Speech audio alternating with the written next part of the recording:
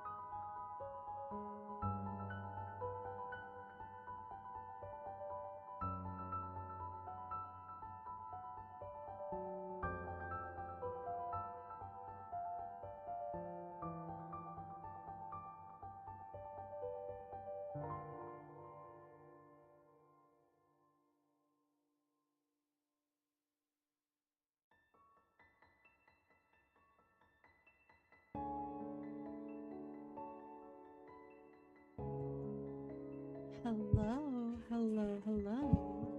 Welcome in, welcome in. How are we doing today? I immediately knock stuff over as I'm about to ask, like, oh, hey, am I able to be perceived? Just checking, like, the audio sounds good and everything. I hope so. Let me just turn the music down a smidge. There we go. That should be good. Hello. Real quickly, actually, oop, I almost forgot. I should do a couple things on my end. Yes.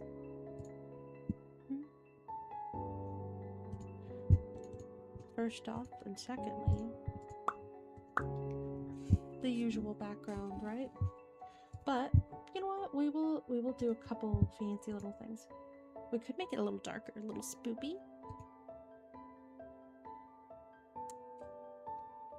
A little dark, a little spoopy. Boop! I got booped. That's crazy.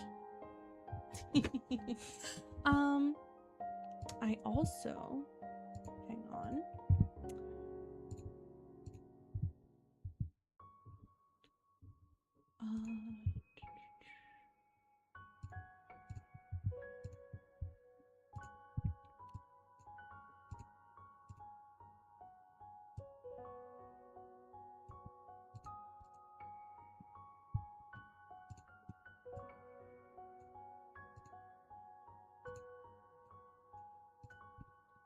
We're playing around with colors real quick here. So, 1 second here.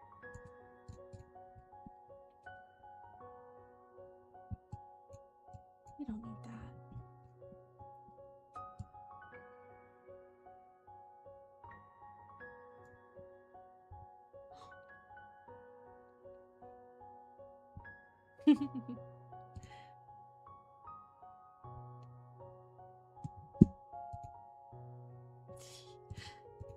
Kind of crazy, huh?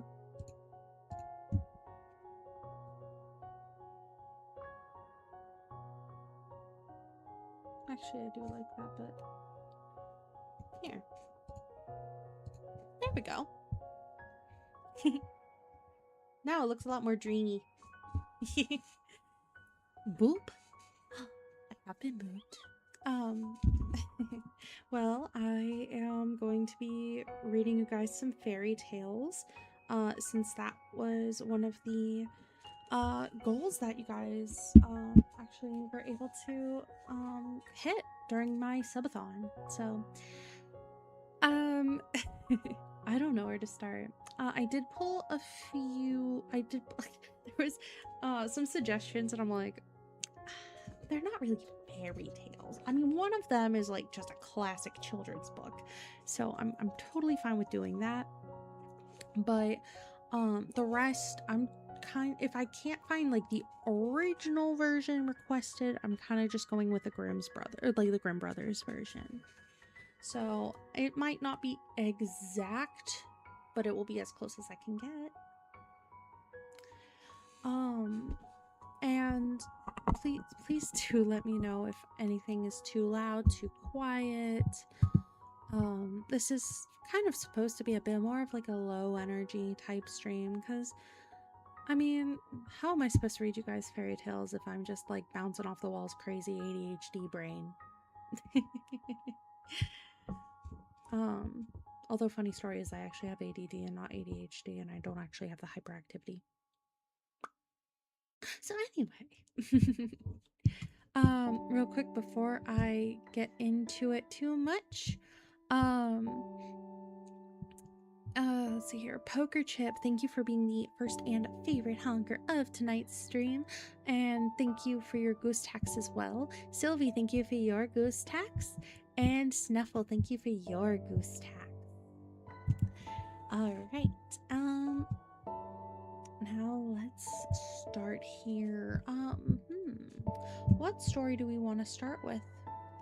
That's the real question, isn't it? Quite the pickle.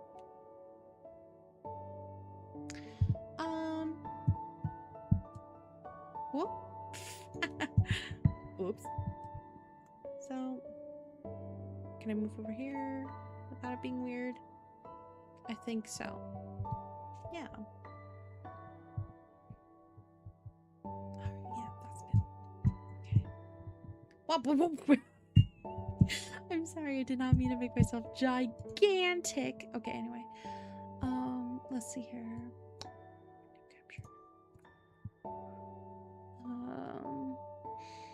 Let's start with this one.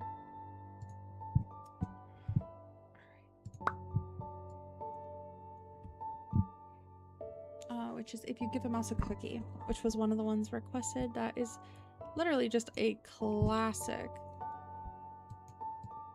Hang on, I'm trying to fix it currently. Okay. There we go.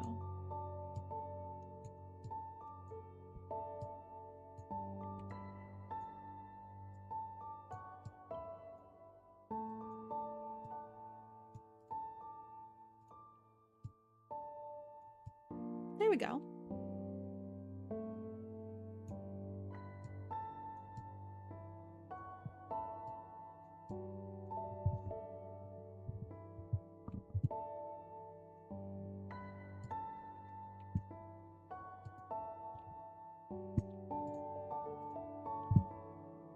Okay, I can do this instead, maybe? No. This way it looks better. Okay. Right then. So we have If You Give a Mouse a Cookie by Laura Joff Numeroff, illustrated by Felicia Bond. If you give a mouse a cookie. If you give a mouse a cookie, he's going to ask for a glass of milk. When you give him the milk, he'll probably ask you for a straw. When he's finished, he'll ask for a napkin. Then he'll want to look in a mirror and make sure he doesn't have a milk mustache. And when he looks in the mirror, he might notice his hair needs a trim. So he'll probably ask for a pair of nail scissors. When he's finished giving himself a trim, he'll want a broom to sweep up, and he'll start sweeping. He might get carried away and sweep every room in the house. He may even end up washing the floors as well. When he's done, he'll probably want to take a nap. You'll have to fix up a little box for him with a blanket and a pillow. He'll crawl in, make himself comfortable, and fluff the pillow a few times. He'll probably ask you to read him a story. So you'll read to him from one of your books, and he'll ask to see the pictures. When he looks at the pictures, he'll get so excited he'll want to draw one of his own. He'll ask for paper and crayons, and he'll draw a picture. And once the picture is finished, he'll want to sign his name with a pen.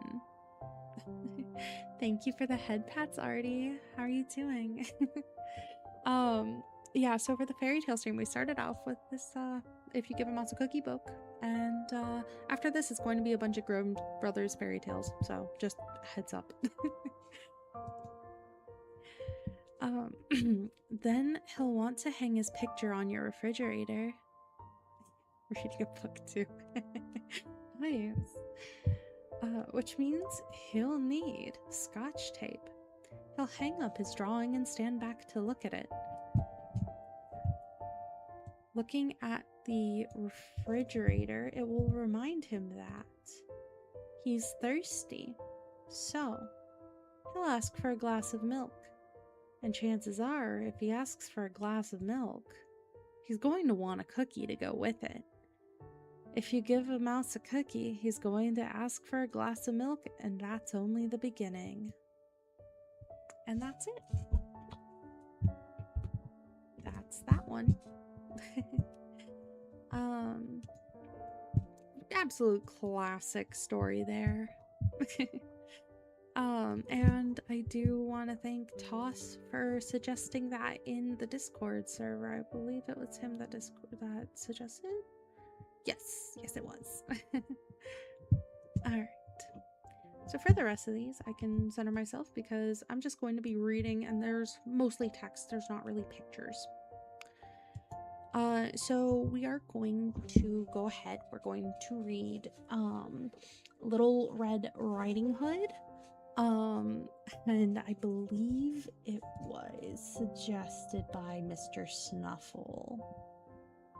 Yeah, I couldn't really find the original version. I was searching, but I did find the Grimm Brother version, so I think that's close. And it is quite good. I do like it myself. Alright. Once upon a time, there was a sweet little girl, loved by everyone who met her, but most of all, by her grandmother. The old woman adored her so much that she made her a small red velvet hood. It suited her perfectly, and from that day on, everyone called her Little Red Riding Hood. One morning, her mother said, "Come, Little Red Riding Hood, there's a piece of cake and a bottle of wine. Take them to your grandmother. She's sick and weak, and this will do her good. Go before it gets too hot, and remember to walk carefully. Don't stray from the path or you might fall and break the bottle. And when you arrive, don't forget to say good morning before you peek around her room." "I'll be careful, Mother," said Little Red Riding Hood, and she promised with a smile. The grandmother lived deep in the forest, about half a league from the village. Just as Little Red Riding Hood entered the woods, a wolf appeared on the path. She didn't know what a wicked creature he was, and felt no fear at all. "Good morning, Little Red Riding Hood," said the wolf. "Good morning, Mr. Wolf," she replied politely. "Where are you going so early?" he asked. "To my grandmother's house," said the girl. "And what's in your basket?" "Cake and wine. Grandma's been sick, so Mother sent me to cheer her up." "And where does your grandmother live?" asked the wolf. "A little further into the woods, under the 3 great oak trees, near the hazel bushes. You must know it," she said. The wolf licked his lips and thought, "What a tender young thing. She'll taste even better than the old woman. I'll eat them both, but I'll have to be clever about it." He walked beside her for a bit and then said slyly, "Look how pretty the flowers here are, Little Red Riding Hood. Why not pick some for your grandmother? And listen, don't you hear how sweetly the birds are singing? You walk along so seriously, as if you were going to school when the forest is alive with joy." Little Red Riding Hood looked up and saw sunlight dancing through the trees, making the wildflowers sparkle. Grandma would love a bouquet, she thought. I still have plenty of time. So she stepped off the path to gather flowers. Each time she picked one, she saw another, even prettier one farther away. And she wandered deeper and deeper into the forest. Meanwhile, the wolf ran straight to the grandmother's house and knocked on the door. "Who's there?" called the grandmother. It's me, Little Red Riding Hood," said the wolf sweetly. "I brought you cake and wine." "Lift the latch," said the grandmother. "I'm too weak to get up." The wolf lifted the latch and pushed open the door, and without a word leapt upon the old woman and swallowed her whole. He then put on her nightgown and cap, pulled the curtains, and lay down in her bed. While Little Red Riding Hood finally reached the cottage, she was surprised to find the door standing open. The room felt strange and quiet. "Oh dear," she whispered. "Why do I feel so uneasy today?" She called out, "Good morning, Grandma," but there was no answer. She went to the bed and drew back the curtains. There lay her grandmother, cap pulled low, face shadowed, looking quite odd. "Oh, Grandma, what big ears you have!" "All the better to hear you with, my child," came the growling reply. "But, Grandma, what big eyes you have!" "The better to see you with, my dear." "And what big hands you have!" "The better to hug you with." "But, Grandma, what a terrible big mouth you have!" "The better to eat you with," roared the wolf. And before she could scream, he sprang from the bed and swallowed Little Red Riding Hood whole. Full and satisfied, the wolf climbed back into bed and soon began to snore loudly. Just then, a passing huntsman heard the noise and muttered, "That old woman snores like a beast. I should check on her." He stepped inside and saw the wolf stretched out in the bed. "So it's you, you wicked creature," he said, raising his gun. But then he thought, maybe the old woman's still inside, so instead of shooting, he took a pair of scissors and carefully cut open the wolf's belly. After 2 careful snips, he saw a flash of red inside. A few more cuts, and out sprang Little Red Riding Hood, trembling but unharmed. "Oh, how frightened I was! It was so dark inside!" she cried. Then the huntsman cut a little more, and out came the grandmother, pale but alive. To make sure the wolf could never harm anyone again, they filled his belly with heavy stones. When he awoke and tried to flee, the weight pulled him down and he fell dead on the spot. The huntsman skinned the wolf and went on his way. The grandmother ate her cake and drank her wine and soon felt much better. As for Little Red Riding Hood, she thought to herself, "From now on, I'll never wander from the path again when Mother tells me not to." Some say that later, when she was walking to her grandmother's house with cakes, another wolf tried to tempt her off the path, but this time Little Red Riding Hood was wiser. She walked straight ahead and told her grandmother about the wicked creature she met. They locked the door tight, and when the wolf tried to sneak down the chimney, he fell through a great trough of boiling sausage water. And that was the end of him. And from that day forward, Little Red Riding Hood never strayed from the path, and she lived happily ever after. So that's that would be Little Red Riding Hood. And it's definitely one of the more tame stories as far as I can remember from a lot of the Grimm Brothers tales. Some of them can be quite gruesome, but they're very well written nonetheless. And I do want to again thank Mr. Snuffle for requesting that. Also, hello, President Tom. I did see that you redeemed your Goose tax. How are you doing tonight? I'm just reading some fairy tales.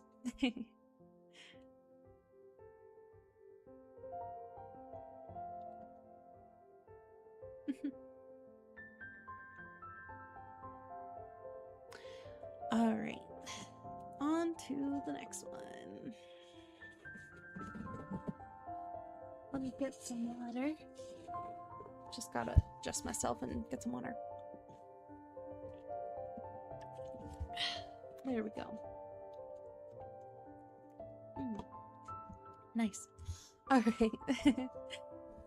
All right, so now we have The Golden Goose, which is one of 2 stories that was requested by my sister, Wackadoodle.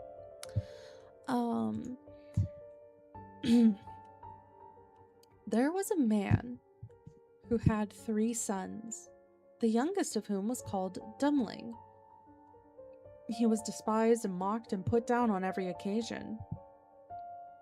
It happened that the eldest wanted to go into the forest to hew wood, and before he went, his mother gave him a beautiful sweet cake and a bottle of wine in order that he might not suffer from hunger or thirst. When he entered the forest, and there met him a little gray-haired man who bade him a good day, and said, "Do give me a piece of cake out of your pocket, and let me have a draught of your wine. I'm so hungry and thirsty." But the prudent youth answered, "If I give you my cake and wine, I shall have none for myself. Be off with you." And he left the little man standing and went on. But when he began to hew down a tree, it was not long before he made a false stroke, and the axe cut him in the arm, so that he had to go home and have it bound up. And this was the little gray man's doing. After this, the second son went into the forest. His mother gave him, like the eldest, a cake and a bottle of wine. The little old gray man met him likewise, and asked him for a piece of cake and a drink of wine. But the second son, too, said with much reason, "What I give you will be taken away from myself. Be off." And he left the little man standing and went on. His punishment, however, was not delayed. When he made a few strokes at the tree, he struck himself in the leg, so that he had to be carried home. Then Dummling said, "Father, do let me go cut the wood." And the father answered, "Your brothers have just hurt themselves with it. Leave it alone. You don't understand anything about it." But Dummling begged so long that at last he said, "Just go. You'll get wiser by hurting yourself." His mother gave him a cake made with water and baked in cinders, and with it a bottle of sour beer. When he came to the forest, the little old gray man met him likewise, and greeting him, said, "Give me a piece of your cake and a drink out of your bottle. I'm so hungry and thirsty." Dummling answered, I have only cinder cake and sour beer. If that pleases you, we will sit down and eat." So they sat down, and when Dummling pulled out his cinder cake, it was a fine, sweet cake, and the sour beer had become good wine. So they ate and drank, and after that the little man said, "Since you have a good heart and are willing to divide what you have, I will give you good luck. There stands an old tree. Cut it down and you will find something at its roots." Then the little man took leave of him. Dummling went and cut down the tree, and when it fell, there was a goose sitting in the roots with feathers made of pure gold. He lifted her up, and taking her with him, went to an inn where he thought he would stay the night. Now the host had 3 daughters who saw the goose and were curious to know what such a wonderful bird might be, and would like to have had one of its golden feathers. The eldest thought, "I shall soon find an opportunity of pulling out a feather." And as soon as Dummling had gone out, she seized the goose by the wing, but her finger and hand remained sticking fast to it. The second came soon afterwards, thinking only of how she might get a feather for herself, but she had scarcely touched her sister than she was held fast. At last, the third also came with like intent, and the others screamed out, "Keep away, for goodness sake, keep away!" But she did not understand why she was to keep away. "The others are there," she thought. "I may as well be there too," and ran to them, but as soon as she touched her sister, she remained sticking fast to her. So they had to spend the night with the goose. The next morning, Dummling took the goose under his arm and set out, without troubling himself about the 3 girls who were hanging on to it. They were obliged to run after him continually, and now left, now right, just as he was inclined to go. In the middle of the fields, the parson met him, and when he saw the precision, he said, "For shame, you good-for-nothing girls! Why are you running across the fields after this young man? Is that seemly?" At the time, he seized the youngest by the hand in order to pull her away, but as soon as he touched her, he likewise stuck fast and was himself obliged to run behind. Before long, the sexton came by and saw his master, the parson, running behind 3 girls. He was astonished and called out, "Hi, your reverence, whither away so quickly? Do not forget that we have a christening to do today." And running after him, he took him by the sleeve, but was also held fast to it. Whilst the five were trotting, thus one behind the other, 2 laborers came with their hoes from the fields. The parson called out to them and begged that they would set him and sexton free. But they had scarcely touched the sexton when they were held fast, and now there were 7 of them running behind Drumling and the Goose. Soon afterwards he came to a city, where a king ruled who had a daughter who was so serious that no one could make her laugh. So he had put forth a decree that whosoever should be able to make her laugh would marry her. When Dummling heard this, he went with his Goose and all her train before the king's daughter, and as soon as she saw the 7 people running on and on, one behind the other, she began to laugh quite loudly, and as if she would never leave off. Thereupon, Dummling asked to have her for his wife, and the wedding was celebrated. After the king's death, Dummling inherited the kingdom and lived a long time contentedly with his wife. And that's that. There is, of course, similar tales to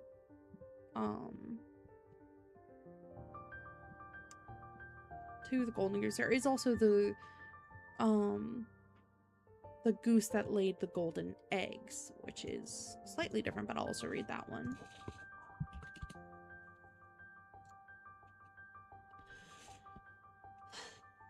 Awesome.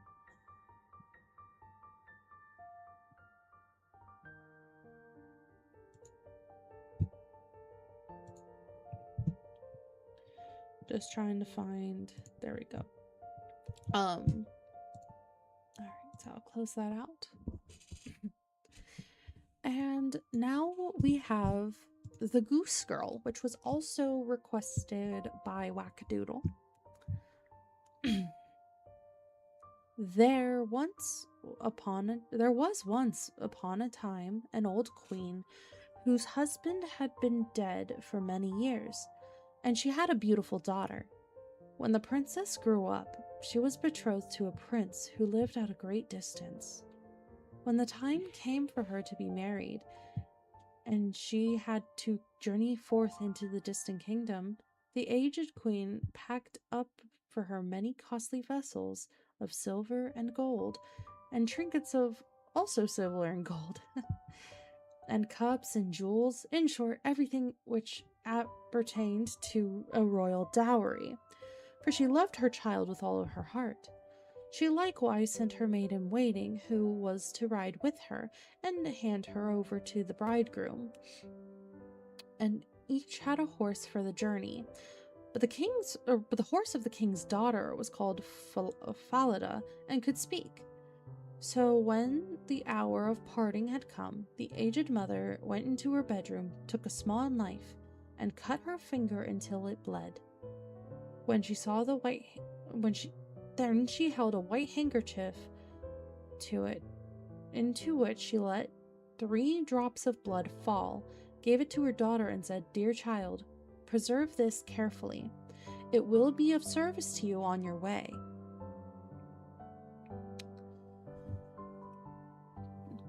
So they took a sorrowful leave of each other.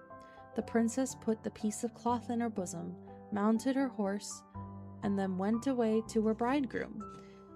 After she had ridden for a while, she felt a burning thirst, And she said to her waiting maid, "Dismount and take my cup which thou hast brought with thee for me, and get me some water from the stream, for I should like to drink." "If you are thirsty," said the waiting maid, "get off your horse yourself and lie down and drink out of the water. I don't choose to be your servant." So in her great thirst, the princess alighted, bent down over the water in the stream, and drank, and was not allowed to drink out of the golden cup. Then she said, "Ah, heaven!" And the 3 drops of blood answered, "If thy mother knew, her heart would break." But the king's daughter was humble, said nothing, and mounted her horse again. She rode some miles further, but the day was warm and the sun scorched her, and she was thirsty once more. When they came to a stream of water, she again cried to her waiting maid, "Dismount and give me some water in my golden cup," for she had long ago forgotten the girl's ill words. But the waiting maid, still more haughtily, "If you wish to drink, drink as you can. I do not choose to be your maid." Then, in her great thirst, the king's daughter alighted, bent over the flowing stream, wept, and said, "Ah, heaven!" And the 3 drops again replied, "If thy mother knew this, her heart would break." And thus she was drinking and leaning over the stream. Her handkerchief with the 3 drops of blood fell out of her bosom and floated away with the water without observing it. So great was her trouble. The waiting maid, however, had seen it, and she rejoiced to think that she now had power over the bride. Since the princess had lost the drops of blood, she had become weak and powerless. So now, when she wanted to mount her horse again, the one that was called Falada, the waiting maid, said, "Falada is more suitable for me, and my nag will do for thee."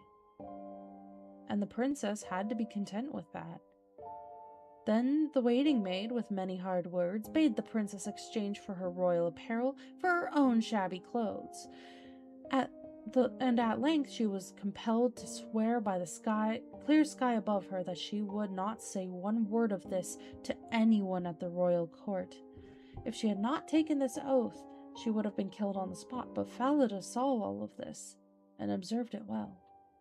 The waiting maid now mounted Falada, and the true bride on the bad horse, and thus they traveled onwards until at length they entered the royal palace. There were great rejoicings of her arrival, and the prince sprang forward to meet her, lifted the waiting maid from her horse, and thought she was his consort. She was conducted upstairs, but the real princess was standing below. Then the old king looked out of the window and saw her standing in the courtyard, and how dainty and delicate and beautiful she was, and instantly went to the royal apartment, and asked the bride about the girl she had with her who was standing down below in the courtyard, and who she was. "I picked her up on my way for a companion. Give the girl something to work at, that she may not stand idle." But the old king had no work for her, and knew of none, so he said, "I have a little boy who tends to the geese. Maybe she may help him." The boy was called Conrad, and the true bride had to help him tend the geese. Soon after, the false bride said to the young king, "Dearest husband, I beg you do me a favor." He answered, "I will do so most willingly." "Then send for the knacker, and have the head of the horse which I rode here cut off, for it vexed me on the way." In reality, she was afraid that the horse might tell how she behaved to the king's daughter. Then she succeeded in making the king promise that it should be done, and the faithful Falada was to die. This came to the ears of the real princess, and she secretly promised to pay the knacker a piece of gold if he would perform a small service for her. There was a great dark-looking gateway in the town, through which morning and evening had to pass with the geese. Would he be so good as to nail up Falada's head on it, so that she might see him again more than once? The knacker's man promised to do that, and cut off the head and nailed it fast beneath the dark gateway. Early in the morning, when she and Conrad drove out their flock beneath this gateway, she said in passing, "Alas, Falada hanging there." The head then answered, "Alas, young queen, how ill you fare. If your tender mother knew, her heart would surely break in two." Then they went still further out of the town, and drove their geese into the country. And when they had come to the meadow, she sat down and unbound her hair, which was like pure gold, and Conrad saw it and delighted in its brightness. I wanted to pluck out a few hairs, then she said, "Blow, blow, thou gentle wind, I say. Blow Conrad's little hat away, and make him chase it here and there, until I have braided all my hair and bound it up again." And there came such a violent wind that blew Conrad's hat far across the country, and he was forced to run after it. When he came back, she had finished combing her hair and was putting it up again, and not that he could get any of it. Then Conrad was angry and would not speak to her, and thus they watched the geese until the evening, and then they went home. The next day, when they were driving the geese through the dark gateway, the maiden said, "Alas, Falada, hanging there." Falada answered, "Alas, young queen, how ill you fare. If this your tender mother knew, her heart would surely break in two." As she sat down again in the field and began to comb her hair, Conrad ran and tried to clutch it. So she said in haste, "Blow, blow, thou gentle wind, I say. Blow Conrad's little hat away and make him chase it here or there until I've braided all my hair and bound it up again." The wind blew and blew his little hat off his head and far away. Conrad was forced to run after it, and when he came back, her hair had been put up a long time, and he could get none of it. And so they looked after their geese until evening came. But in the evening, after they got home, Conrad went to the old king and said, "I won't tend the geese with that girl any longer." "Why not?" inquired the aged king. "Oh, because she vexes me the whole day long." Then the king commanded him to relate what it was that she did to him, and Conrad said, "In the morning, when we pass beneath the dark gateway with the flock, there's a sorry horse's head on the wall, and she says to it, 'Alas, Falada, hanging there,' and the head replies, 'Alas, young queen, how ill you fare. If this your tender mother knew, her heart would surely break in two.'" And Conrad went on to relate what happened on the goose pasture, and how when he had to chase his hat, the king commanded him to drive his flock out again next day, and as soon as morning came, he placed himself in that dark gateway and heard how the maiden spoke to the head of Falada. And then he too went into the country and hid himself in a thicket in the meadow. There he soon saw with his own eyes the goose girl and the goose boy bringing their flock. And now, after a while, she sat down and unplaited her hair,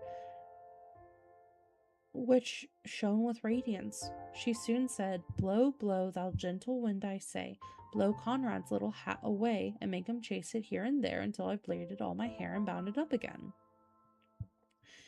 Then came a blast of wind that carried off Conrad's hat, so he'd have to run far away, while the maiden went on combing and plaiting her hair, all of which the king observed.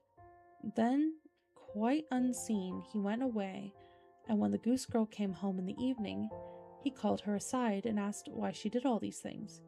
"I may not tell you that, and I dare not lament my sorrows to any human being, for I have sworn not to do so by the heaven which is above me. If I had not done that, I should have lost my life." He urged her and left her no peace, but he could draw nothing from her. Then said he, "If thou wilt not tell me anything, tell thy sorrows to the iron stove there." And he went away.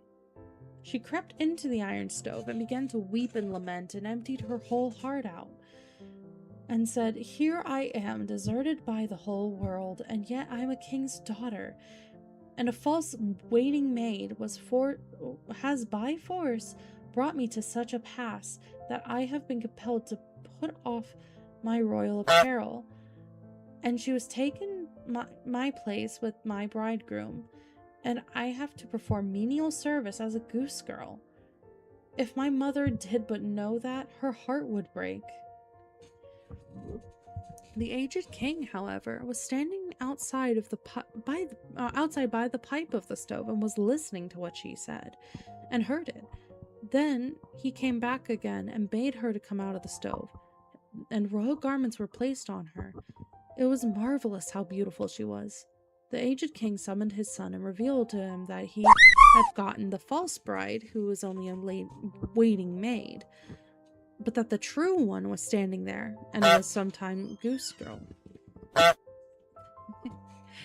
Thank you for the honks and the goose tags. Oh, drink water, drink water, drink water, bitch. Some water. Give me one.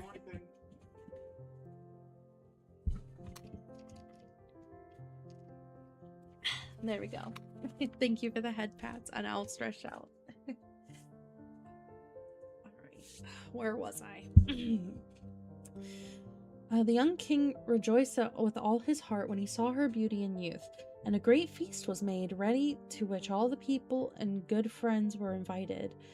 At the head of the table sat the bridegroom with the king's daughter at one side of him, and the waiting maid on the other. But the waiting maid was blinded, and did not recognize the princess in her dazzling array. When they had eaten and drunk, and were merry, the aged king asked the waiting maid as a riddle, what a person who had behaved in such a way to her master, and at the same time related the whole story, and asked what sentence such a one merited. Then the false bride said, she deserves no better fate than to be stripped entirely naked, put in a barrel which is studded inside with pointed nails, and 2 white horses should be harnessed to it, which will drag her along through the street, one after another, until she's dead. It is thou, said the aged king, and thou hast pronounced thine own sentence, and thus shall it be done to thee.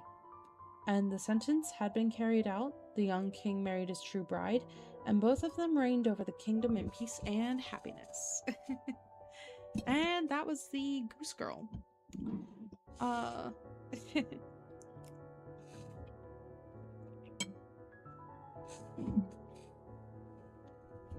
Yeah, it's crazy. It's honestly crazy to think how some of these stories still, in some way, shape, or form, can relate to things today. Like how in this one, like, you have the one person taking advantage of someone else's position to get where they want to be, rather than where they should be.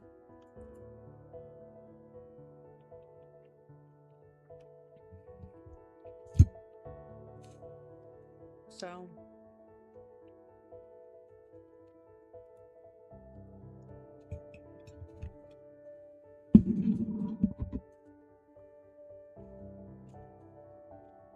also, sorry, my boyfriend did bring me some food. Hello, Dar.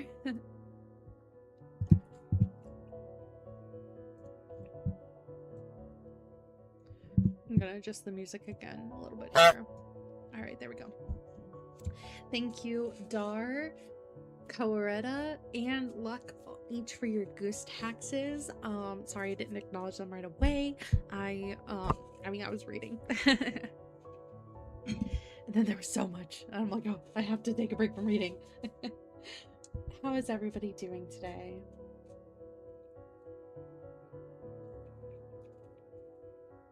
Oh, and Dar, thank you for your goose tax.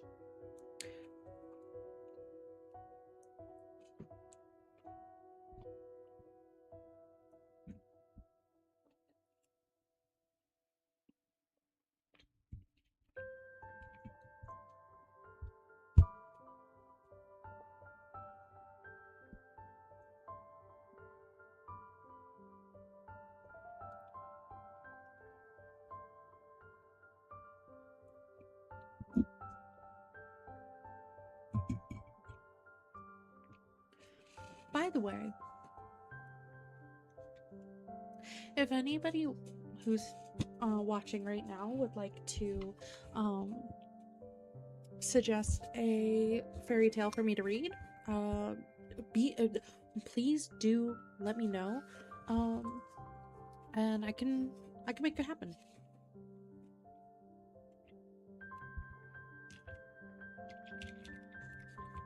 I do have 2 more queued up that I do like a lot. So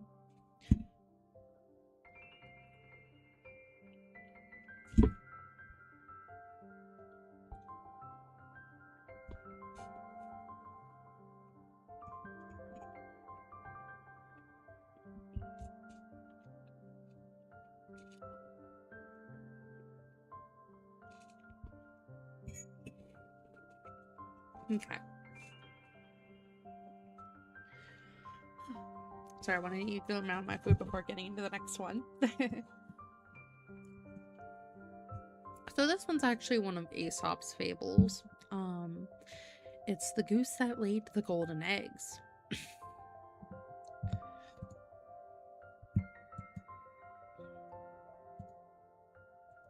So this one's like a really short one, of course, but anyways.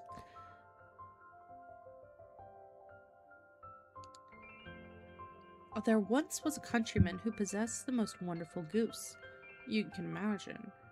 For every day when he visited the nest, the goose had laid a beautiful, glittering, golden egg. The countryman took the eggs to the market and soon began to get rich. But it was not long before he grew impatient with the goose because she only gave him a single golden egg a day, and he was not getting rich fast enough.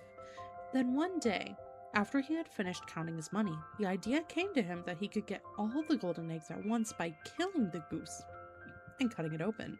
But when the deed was done, not a single golden egg did he find, and his precious goose was dead.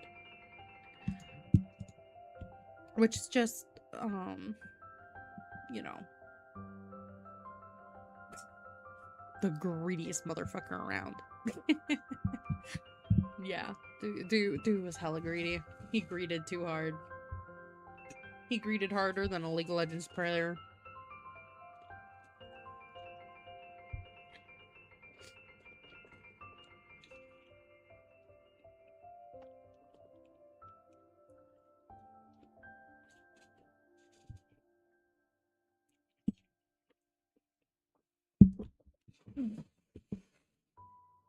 Before I forget, before I move on to this next one,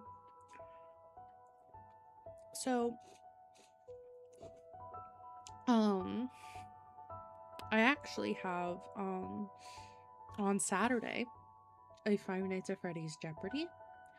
And I will have my friend Denpa co-hosting it with me. My friend Denpa Setai. And then I also have my friends Floofy Boo, Qnail, and Doki Bakadere. They will all be participating, and it'll be a lot of fun. So I do hope you guys tune in for that because I've been working hard. Both Dempa and I have been working really hard on that. And I'll be doing art for it tomorrow.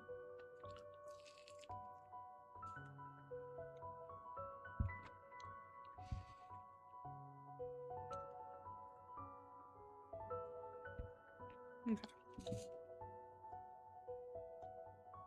Wanted to get a few more bites of food in first before I read Cinderella.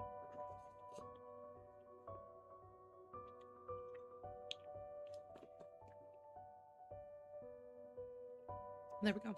All right. So I do have one of the Cinderella stories here. Of course, it's a certifiable classic.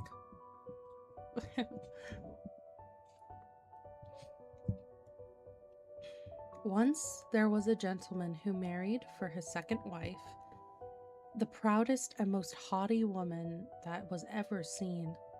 She had, by a former husband, 2 daughters of her own humor, who were indeed exactly like her in all things. He had likewise, by another wife, had a young daughter, but of unparalleled goodness and sweetness of temper, which she took from her mother, who was the best creature in the world. No sooner were the ceremonies of the wedding over, but the mother-in-law began to show herself in her true colors. She could not bear the good qualities of this pretty girl, and the less because they made her own daughters appear more odious. She employed her in the meanest work of the house.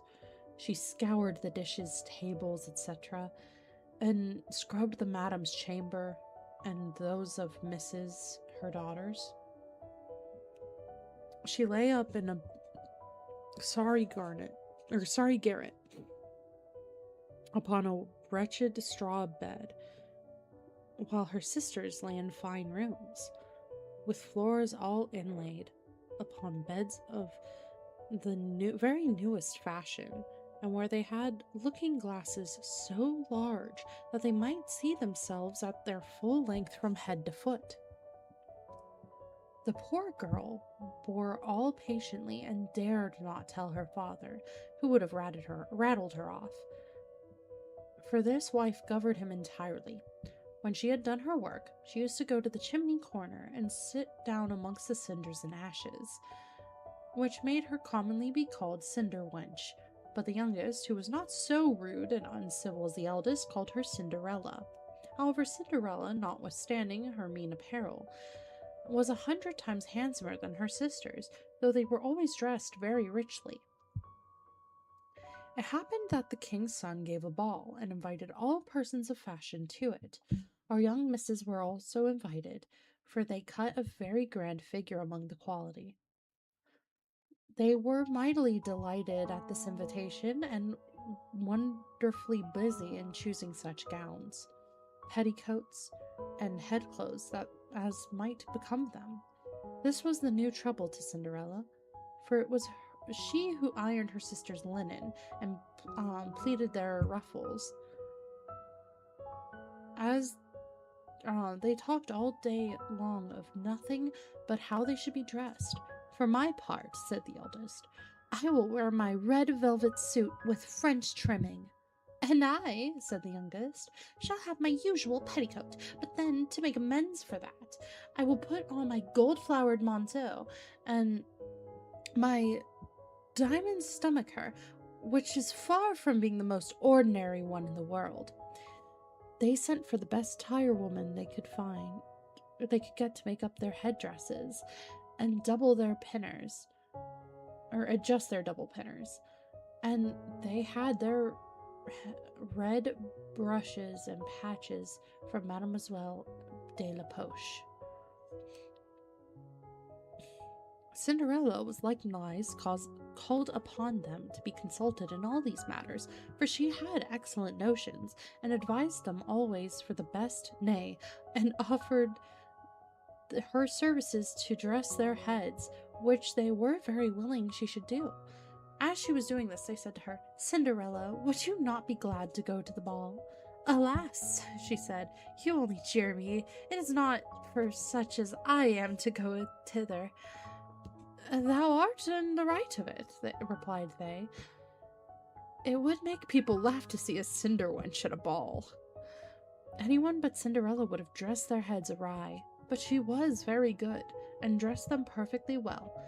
They were almost 2 days without eating, so much were they transported with joy.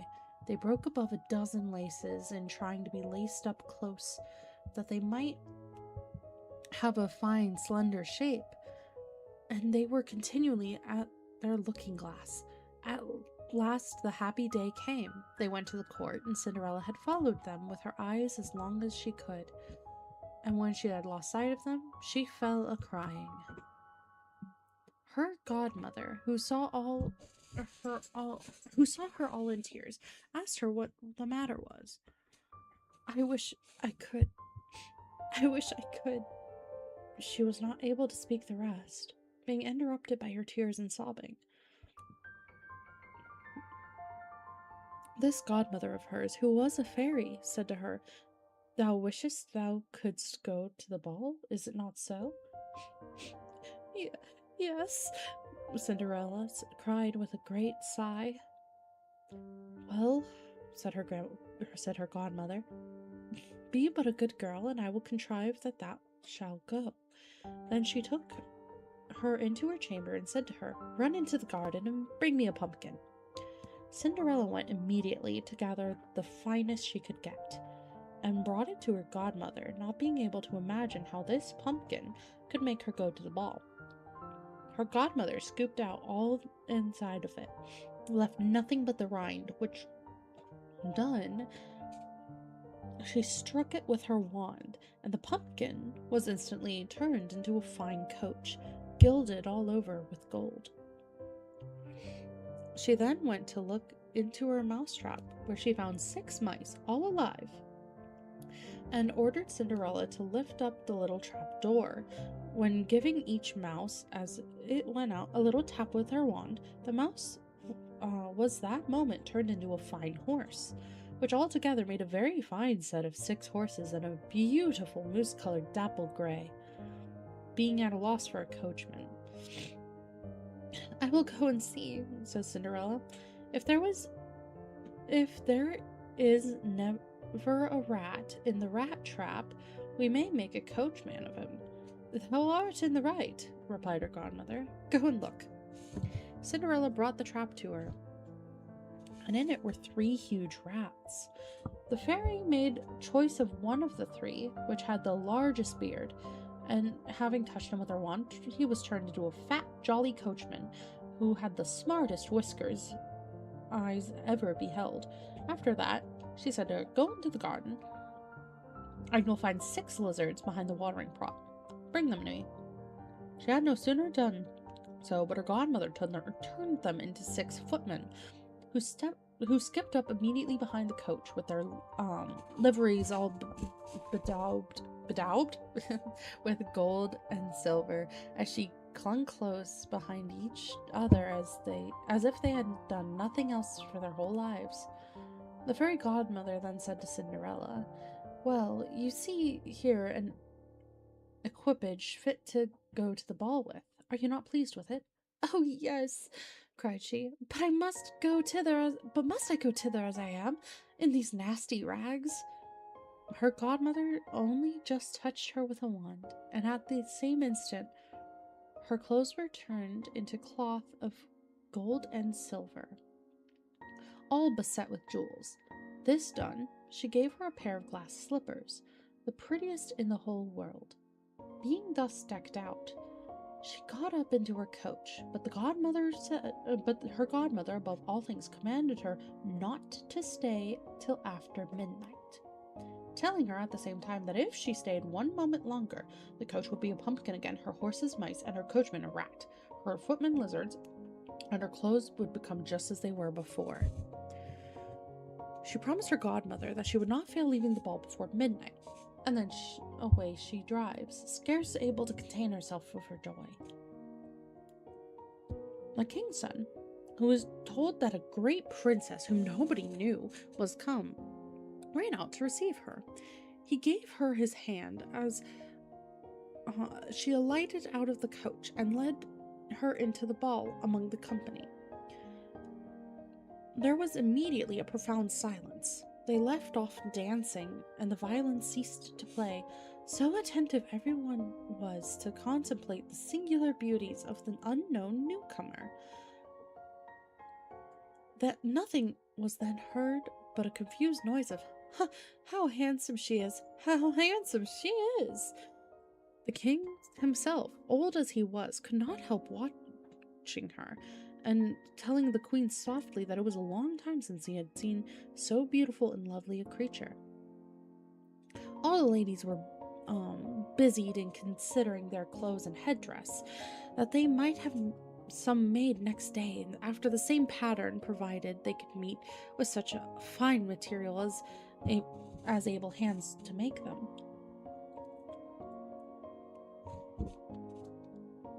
The king's son conducted her to the most honorable seat, and afterward took her out to dance with him. She danced so gracefully that they all more and more admired her. A fine collation was served up, whereof the young prince ate not a morsel, so intently he was busied in gazing among her. You're talking softly? Oh, I'm sorry. Is that a problem?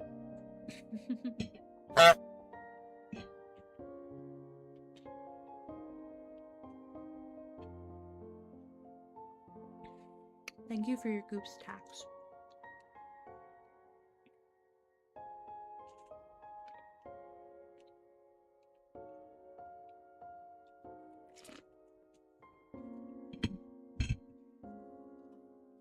Okay. But I want to eat some more food. Adjusting myself. All right. She went and sat down by her sisters, showing them 1,000 civilities, giving them part of the oranges and citrons which the prince had presented her with which very much surprised them, for they did not know her. While Cinderella was thus amusing her sisters, she heard the clock strike 11 3/4, whereupon she immediately made a curtsy. I should have expected. Of course, I get sillified.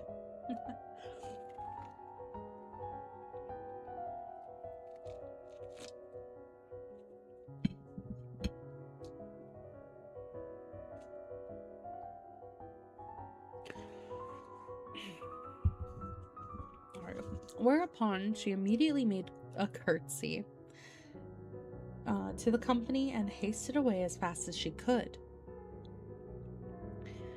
When she got home, she ran to seek out her godmother, and after having thanked her, she said she could not but heartily wish she might go next day to the ball, because the king's son had desired her. As she was eagerly telling her godmother whatever had passed at the ball, her two sisters knocked at the door, which Cinderella ran and opened. "How long have you stayed?" cried she, gaping, rubbing her eyes and stretching herself as if she had just been waked out of her sleep. She had not, however, any manner of inclination to sleep since they had went from home. "If thou hadst been at the ball," said to one of her sisters, "thou wouldst not have been tired with it. There came thither the finest princess, the most beautiful ever was seen with mortal eyes. She showed us 1,000 civilities and gave us oranges and citrons." Cinderella seemed very indifferent in the matter. Indeed, she asked them the name of the princess, but they told her they did not know it, and that the king's son was very uneasy on her account.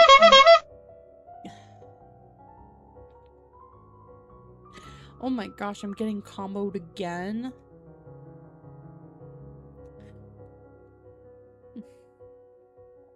I should turn up the cooldown.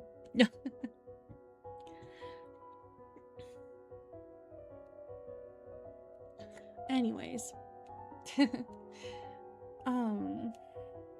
Oranges and citrons. They did not know it, and that the king's son was very uneasy on her account and would give all the word to know who she was. At this, Cinderella smiling replied, "She must then be very beautiful indeed. Oh, how happy you have been! Could not I see her? Ah, dear Miss Charlotte, do lend me your yellow suit of clothes, which you wear every day." "Aye, to be sure," cried Miss Charlotte. "Lend my clothes to such a dirty cinder wench as thou art? I should be a fool."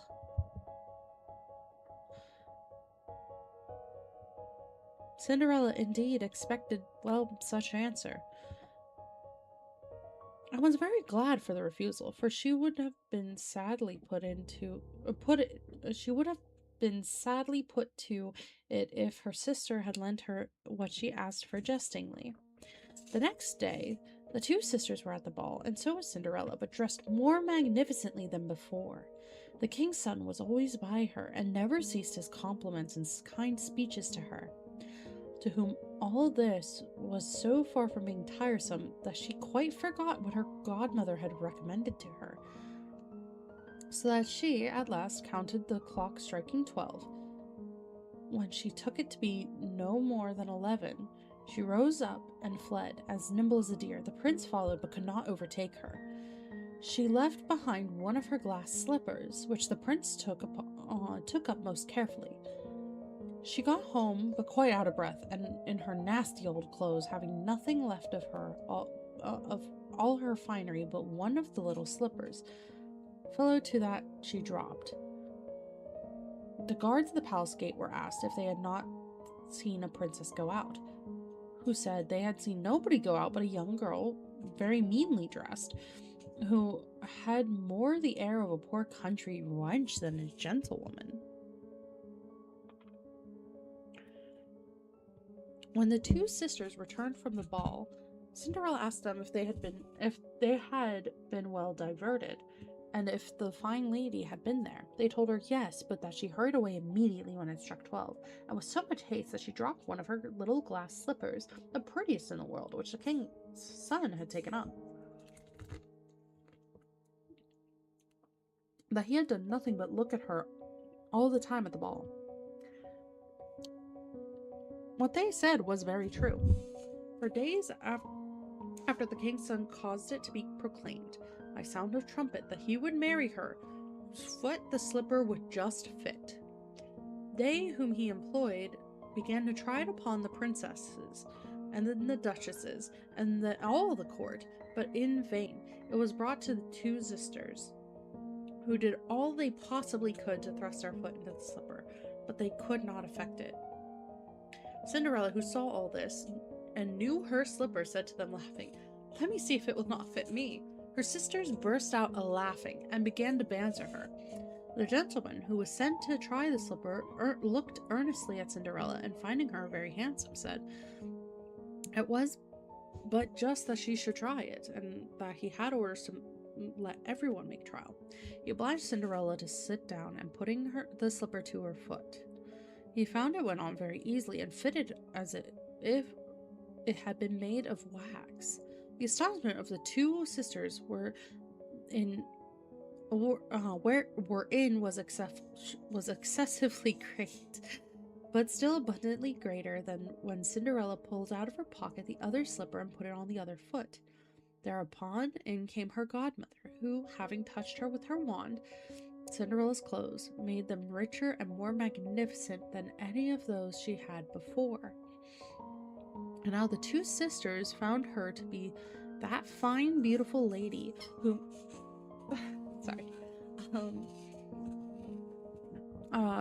they had seen at the ball. They threw themselves at her feet to beg pardon of the ill treatment they had made her undergo.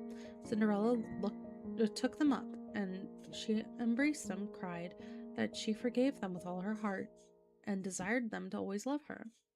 She was conducted to the young prince, dressed as she was.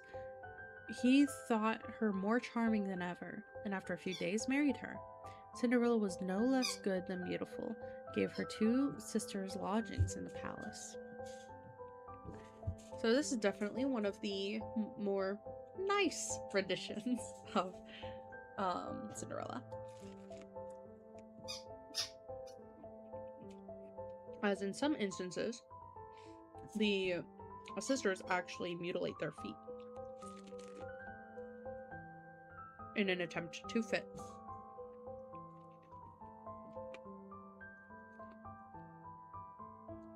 That shoe.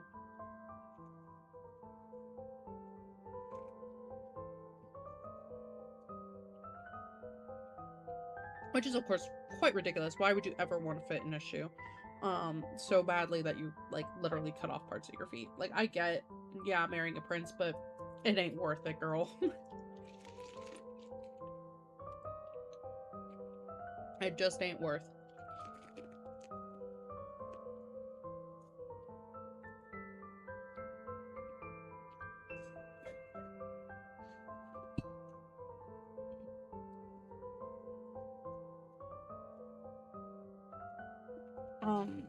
So let's see here.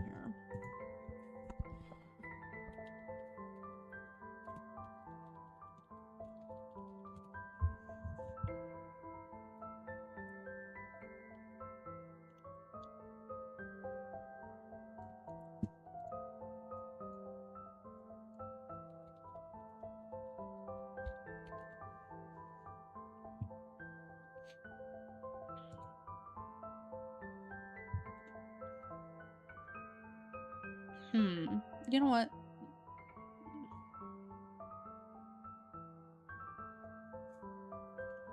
We could do Rapunzel from the Brothers Grimm. File's a little hard to read, but I'll try my best. Just give me one moment here. I'm going to be right back.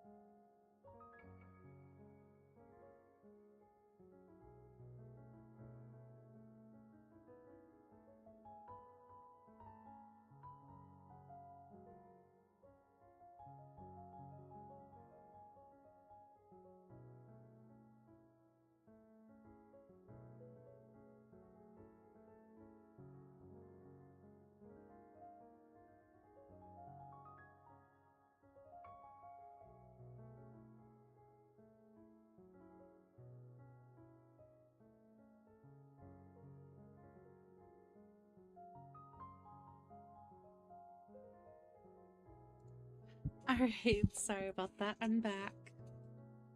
I had to run and grab some more water. I was running out. I'm not speaking too quietly, am I? Like, I don't know. I'm not used to doing a stream like this. I'm just hoping that you guys are enjoying this. And like I've said earlier, If you guys do have suggestions for fairy tales you want me to read while I'm live here, you can absolutely request something. Can't guarantee I'll do it, but I'll certainly try. I did pull up I did pull up the Rapunzel story. So yeah, I believe this one's also the Grimm Brothers version, so just as a warning, a lot of the Grimm's Brother fairy tales can be a bit on the gruesome side. I'm also, I'm gonna turn down my mixed up volume actually, so hopefully the alerts are not so alarming to you guys. Without much further ado, let me just turn down the music a smidge. Okay, there we go. All right. There were once a man and a woman who had long in vain wished for a child. At length, the woman hoped that God was about to grant her desire. These people had a little window at the back of their house from which a splendid garden could be seen, which was full of the most beautiful flowers and herbs. It was, however, surrounded by a high wall, and no one dared to go into it because it all belonged to an enchantress who had great power and was dreaded by all the world. One day, the woman was standing by this window and looking down into the garden when she saw a bed which was planted with the most beautiful rampion, Rapunzel, and it looked so fresh and green that she longed for it and had the greatest desire to eat some. This desire increased every day, and as she knew that she could not get any of it, she had quietly pined away and began to look pale and miserable. Thank you, Smokey. Then her husband was alarmed and asked, "What ails you, dear wife?" "Ah," she replied, "if I can't eat some of the rampion which is in the garden behind our house, I shall die." The man, who loved her, thought, "Sooner than let your wife die, bring her some of the rampion yourself. Let it cost you what it will." At twilight, he clambered down over the wall into the garden of the enchantress, hastily clutched a handful of rampion, and took it to his wife. She at once made herself a salad of it, and ate it greedily. It tasted so good to her, so very good, that the next day she longed for it 3 times as much as before. If he was to have any rest, her husband must once more descend into the garden. In the gloom of evening, therefore, he let himself down again. When he had clambered down the wall, he was terribly afraid, for he saw the enchantress standing before him. "How can you dare," said she with an angry look, "descend into my garden and steal my rampion like a thief? You shall suffer for it." "Ah," answered he, "let mercy take the place of justice. I only made up my mind to do it out of necessity. My wife saw your rampion from the window and felt such a longing for it that she would have died if she had not gotten some to eat." Then the enchantress allowed her anger to be softened and said to him, "If the case be as you say, I will allow you to take away with as much as a rampion as you will. Only I will make one condition. You must give me the child which your wife will bring into the mortal world. It shall be well treated, and I will care for it like a mother." The man in his terror consented to everything, and when the woman was brought to bed, the enchantress appeared at once, gave the child the name of Rapunzel, and took it away with her. Rapunzel grew into the most beautiful child under the sun. When she was 12 years old, The enchantress shut her into a tower, which lay in a forest and neither stairs nor door. But quite at the top was a little window. When the enchantress wanted to go in, she placed herself beneath it and cried, "Rapunzel, Rapunzel, let down your hair to me." Rapunzel had magnificent long hair, fine as spun gold, and when she heard the voice of the enchantress, she unfastened her braided tresses, wound them around one of the hooks of the window above, and then the hair fell 20 ells down, and the enchantress climbed up by it. After a year or two, it came to pass that the king's son rode through the forest and passed by the tower. Then he heard a song which was so charming that he stood still and listened. This was Rapunzel, who in her solitude passed her time in letting her sweet voice resound. The king's son wanted to climb up to her and looked for the door of the tower, but there was none to be found. He rode home, but the singing had so deeply touched his heart that every day he went out to the forest and listened to it. Once, when he was standing behind a tree, he saw that an enchantress came there and heard how she cried, "Rapunzel, Rapunzel, let down your hair." Then Rapunzel let down the braids of her hair, and the enchantress climbed up to her. "If that is the ladder by which one mounts, I too will try my fortune," said he. And the next day, when it began to grow dark, he went to the tower and cried, "Rapunzel, Rapunzel, let down your hair." Immediately, the hair fell down and the king's son climbed up. At first, Rapunzel was terribly frightened when a man, such as her eyes had never yet beheld, came to her. But the king's son had begun to talk to her quite like a friend, and told her that his heart had been so stirred that it let him have no rest. And when he had been forced to see her, then Rapunzel lost her fear, and when he asked her if she would take him for her husband, she saw that he was young and handsome. She thought, "He will love me more than this old Dame Gothel does," and she said yes, and laid her hand in his. She said, "I will willingly go away with you, but I do not know how to get down. Bring with you a skein of silk every time that you come, and I will weave a ladder with it. And when that is ready, I will descend and you will take me on your horse." They agreed that until the time came that he should come to her every evening for the evening, for the old woman came by day.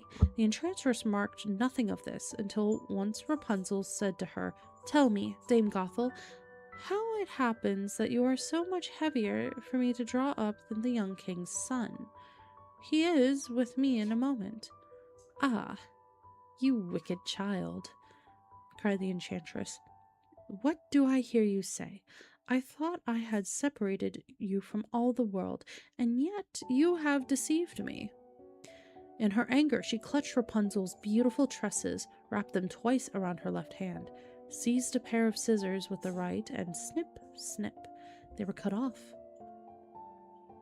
And the lovely braids lay down on the ground. And she was so pitiless that she gave poor Rapunzel into a desert where she had to live in great grief and misery. 1 second. Sorry, had to check on my puppy. On the same day that she cast out Rapunzel, however, the enchantress fastened the braids of hair which she had cut off to the hook of the window, and when the king's son came, he cried, "Rapunzel, Rapunzel, let down your hair." She then let the hair down. The king's son ascended, but instead of finding his dearest Rapunzel, he found the enchantress, who gazed at him with a wicked and venomous look. "Aha!" she cried mockingly. "You would fetch your dearest, but the beautiful bird sits no longer singing in the nest. The cat has got it, and will scratch out your eyes as well.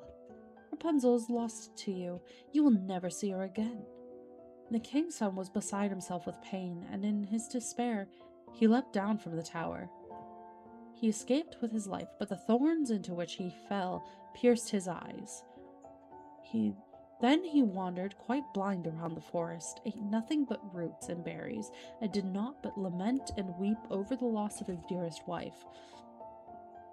Thus he roamed about in misery for some years, and at length came to a desert where Rapunzel, with the twins to which she had given birth, a boy and a girl, lived in wretchedness. He heard a voice, and it seemed so familiar to him that he went towards it, and when he approached, Rapunzel knew him and fell on his neck and wept. 2 of her tears wetted his eyes, and then they grew clear again, and he could see them as before. He led her to his kingdom, where he was joyfully received, and they lived a long time afterwards, happy and contented. So yeah, that's the that's one of the Rapunzel stories. One of the Rapunzel stories of all time. Ooh, what's another good one to do? And again, if anybody does have one they'd like me to read, please do let me know and I will do my best to find it. There's a lot.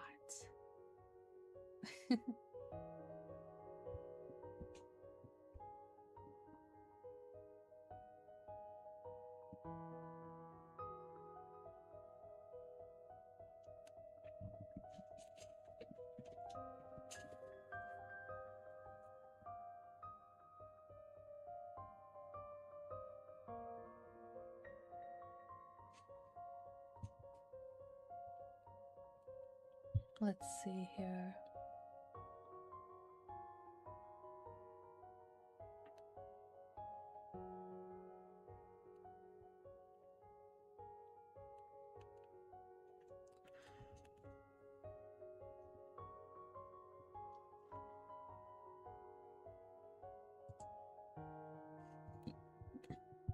Excuse me.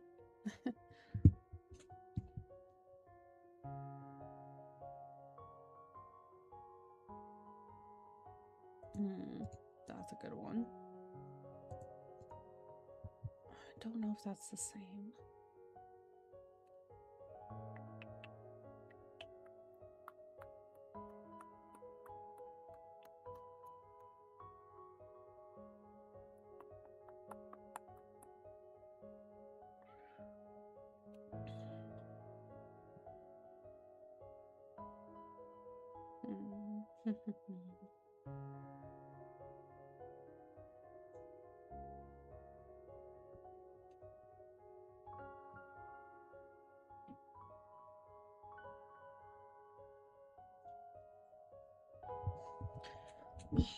I forget. Oh, right.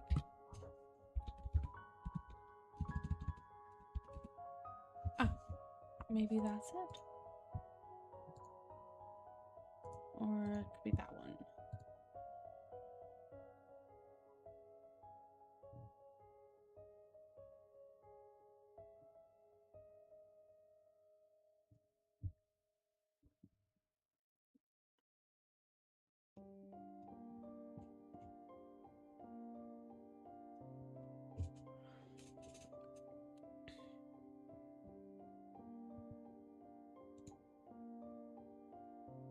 Yeah, I think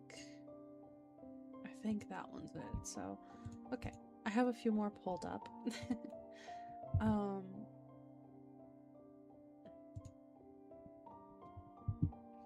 Let's see.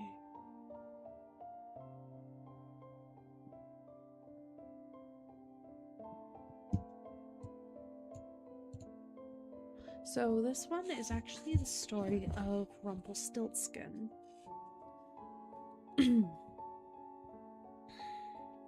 Once there was a miller who was poor, but who had a beautiful daughter.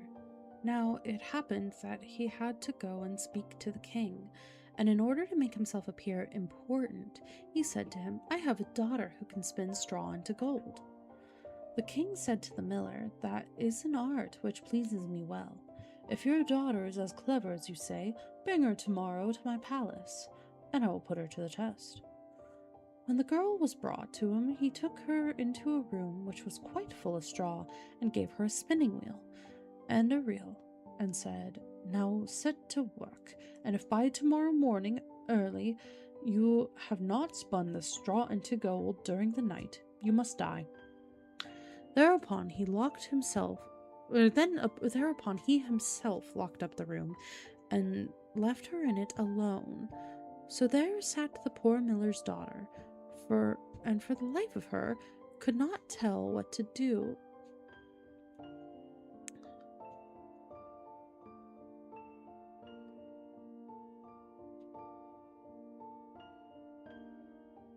Oh, yeah. She had no idea how straw could be spun into gold, and she grew more and more frightened until at last she began to weep. Hello, Jay. How are you doing?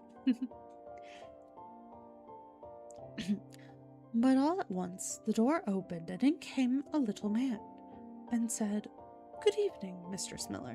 Why are you crying so?" "Alas," answered the girl, "I have to spin straw into gold, and I do not know how to do it. What will you give me?" said the mannequin.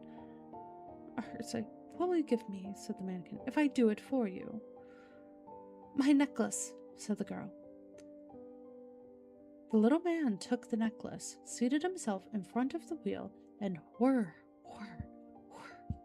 3 turns, and the reel was full. Then he put another on, and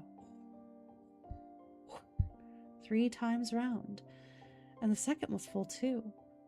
And so it went on until morning, and all the straw was spun, and all the reels full of gold.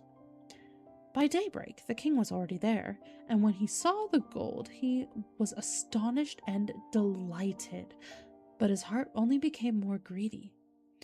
He had the miller's daughter taken into another room full of straw, which was much larger, and commanded her to spin that also in one night, if she valued her life. The girl knew not how to help herself, and was crying, and when the door opened again, the little man appeared, and said, "What will you give me if I spin the straw into gold for you?" "The ring on my finger," answered the girl. The little man took the ring, and began to turn the wheel, and by morning had spun all the straw into glittering gold. The king rejoiced beyond measure at the sight, but still he had not gold enough, and he had the miller's daughter taken into a still larger room full of straw, and said, "You must spin this too in the course of this night, but if you succeed, you shall be my wife." "Even if she be a miller's daughter," thought he, "I could not find a richer wife in the whole world." While the girl was alone, the mannequin came again for a 3rd time, and said, "What will you give me if I spin the straw for you this time also?" "I have nothing left that I could give," answered the girl. "Then promise me that if you should become queen, to give me your first child." "Who knows whether that will ever happen?" Who knows whether that will ever happen, thought the miller's daughter, and not knowing how else to help herself in this strait, she promised the mannequin that what he wanted, and for that he once more spun the straw into gold. And when the king came in the morning, he found all as he had wished. He took her in marriage, and the pretty miller's daughter became a queen. A year after, she brought a beautiful child into the world, and she never gave a thought to the mannequin, but suddenly he had come into her room and said, "Now give me what you've promised." The queen was horror-struck, and offered the mannequin all the riches of the kingdom if he would leave her the child. But the mannequin said, "No, something alive is dearer to me than all the treasures in the world." Then the queen began to lament and cry, so that the mannequin pitied her. "I will give you 3 days' time," he said, "and if by that time you find out my name, then you shall keep your child." So the queen thought the whole night over all the names that she had ever heard, and she sent a messenger over the country to inquire far and wide for any other names that there might be. When the mannequin came the next day, she began with Caspar, Melchior, Balthazar, and all the names she knew, one after another. But to every one the little man said, "That is not my name." On the second day, she had inquiries made in the neighborhood as to the names of people there. She repeated to the mannequin the most uncommon and curious. "Perhaps your name is Short Ribs, or Sheepshanks, or Laceleg." But he always answered, "That is not my name." On the third day, the messenger came back again and said, "I have not been able to find a single new name. But as I came to a high mountain at the end of the forest, where the fox and the hare bid to each other a good night, there I saw a little house, and before the house was a fire burning. And round the fire was a ridiculous little man jumping. He hopped on one leg and shouted, 'Today I break, tomorrow brew, and next I'll have the young queen's child. Ha! I'm glad I am that no one knew that Rumpelstiltskin I am styled.'" You may imagine how glad the queen was when she heard the name. And when soon afterwards the little man came in and asked, "Now, Mistress Queen, what is my name?" At first she said, "Is your name Conrad?" "No." "Is your name Harry?" "No." "Perhaps your name is Rumpelstiltskin?" The devil has told you that! The devil has told you that!" cried the little man. And in his anger, he plunged his right foot so deep into the earth that his whole leg went in.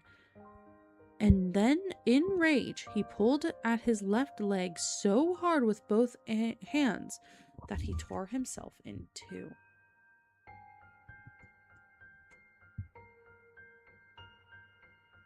That is all that's typed up there, and like, wowza. I could you imagine being so angry that somebody solved your impossible game that you split yourself in half? That's gotta be awful.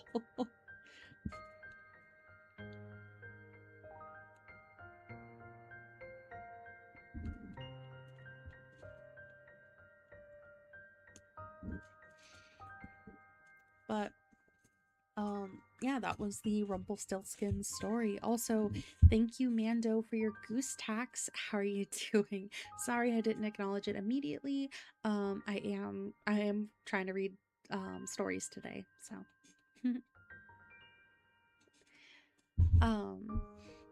and if anybody does have a story they'd like me to read, please do let me know. No need to be sorry. I'm always sorry. Sorry looking. No, I'm kidding. No, seriously though, I end up apologizing a lot. Like a lot. It's a problem.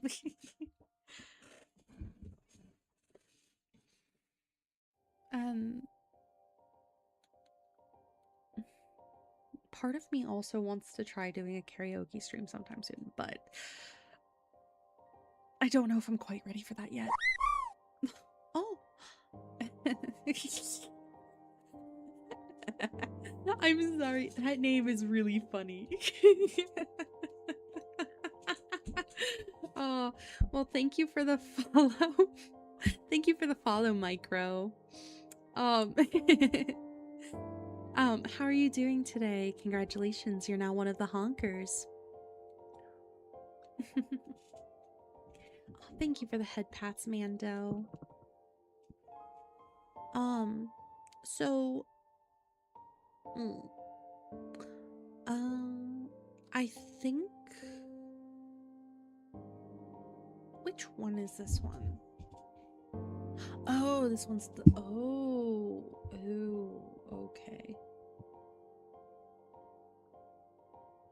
I see. Okay. I'm gonna actually do Snow White and the Seven Dwarfs here. Just get another classic out of the way, right? Trying to get all the certifiable classics. All right. So this is Snow White and the Seven Dwarfs. Once upon a time, in the middle of winter, when the flakes of snow were falling like feathers from the sky, a queen sat at the window sewing, and the frame of the window was made of black ebony. And whilst she was sewing and looking out the window at the snow, she pricked her finger with the needle, and 3 drops of blood fell upon the snow. And the red looked pretty upon the white snow, and she thought to herself, would that I had a child white as snow and red as blood and black as wood of the window frame. Soon after that she had a little daughter, who was white as snow, red as blood, and her hair was black as ebony. And she was therefore called Little Snow White. And when the child was born,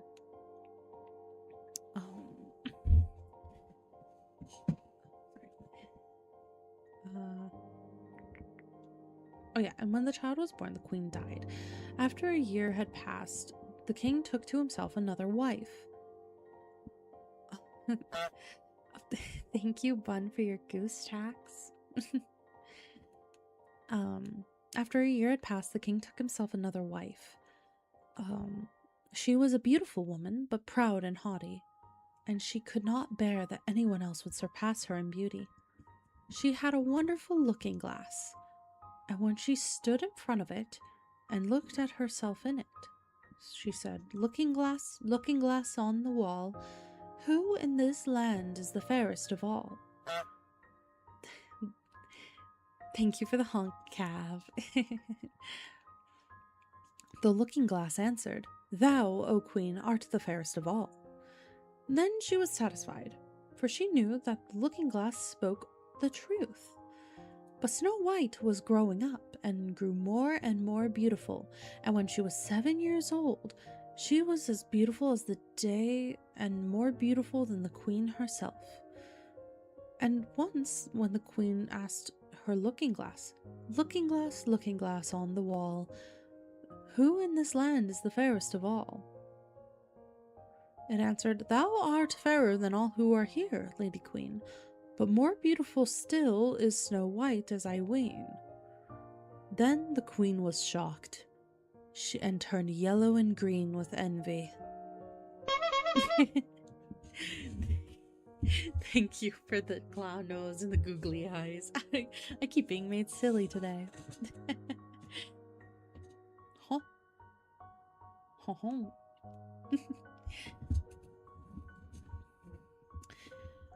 From that hour, whenever she looked at Snow White, her heart heaved in her breast.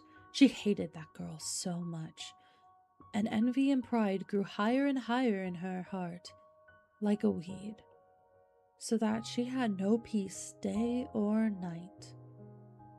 She called a huntsman and said, take the child away into the forest. I will no longer have her in my sight. Kill her and bring me back her lung and liver as a token. The huntsman obeyed and took her away, but when he had drawn his knife and was about to pierce Snow White's innocent heart, she began to weep and said, ah, dear huntsman, leave me in my life. I will run away into the wild forest and never come again. And as she was so beautiful, the huntsman had pity on her and said, run away, then, you poor child. Wild beasts will soon have devoured you, thought he. And yet it seemed as if a stone had been rolled from his heart, since it was no longer needful for him to kill her. And as a young bear just then came running by, he stabbed it, cut out its lung and liver, and took them to the queen as proof that the child was dead. The cook had to salt them, and the wicked queen ate them, and thought she had eaten the lung and liver of Snow White. But now the poor child was all alone in the great forest, and so terrified that she looked at all the leaves on the trees and did not know what to do. Then she began to run, and ran over sharp stones and through thorns, and the wild beasts ran past her, but did her no harm. She ran as long as her feet would go, until it was almost evening. Then she saw a little cottage, and went into it to rest herself. Everything in the cottage was small, but neater and cleaner than can be told. There was a table on which was a white cover, and 7 little plates, and on each plate a little spoon. Moreover, there were 7 little knives and forks, and 7 little mugs. Against the wall stood 7 little beds side by side, and covered with snow-white counterpanes. Little Snow White was so hungry and thirsty that she ate some vegetables and bread from each plate and drank a drop of wine out of each mug, for she did not wish to take all from one only. Then, as she was so tired, she laid herself down on one of the little beds, but none of them suited her. One was too long, another too short, and then at last found the 7th one was just right. So she remained to it, and said a prayer, and went to sleep. When it was quite dark, the owners of the cottage came back. There were 7 dwarves, who dug and delved into the mountains for ore. They lit their 7 candles, and it was now light within the cottage. They saw someone was there, for everything was not in the same order which they had left it. First said, "Who had been sitting in my chair?" Second said, "Who has been eating off my plate?" The third, "Who has been taking some of my bread?" The fourth, "Who had been eating my vegetables?" The fifth, "Who has been using my fork?" The sixth, "Who had been cutting with my knife?" Seventh, "Who had been drinking out of my mug?" Then the first looked around and saw that there was a little hollow on his bed, and he said, "Who has been getting into my bed?" The others came up and each called out, "Somebody has been laying in my bed too." But the 7th, when he looked at his bed, saw little Snow White, who was lying asleep therein. And he called all the others, who came running up, and they cried out with astonishment, and brought their 7 little candles, and let the light fall on little Snow White. Oh heavens, they cried they, "What a lovely child!" And they were so glad that they did not wake her up, but they let her sleep on in the bed. And the 7th dwarf slept with his companions, 1 hour with each, and so passed the night. When it was morning, little Snow White awoke, and she was frightened when she saw the 7 dwarfs. But they were friendly and asked her what her name was. She said, "Snow White." "My name is Snow White," she answered. "How have you come to our house?" said the dwarves. Then she told them that her stepmother had wished to have her killed, but that the huntsman had spared her life, and that she had run for the whole day until at last she found their dwelling. The dwarves said, "If you will take care of our house, cook, make the beds, wash, sew, and knit, and if you will keep everything neat and clean, you can stay with us, and you shall want for nothing."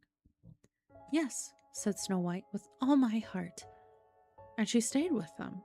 She kept the house in order for them in the mornings when they went to the mountains to look for copper and gold.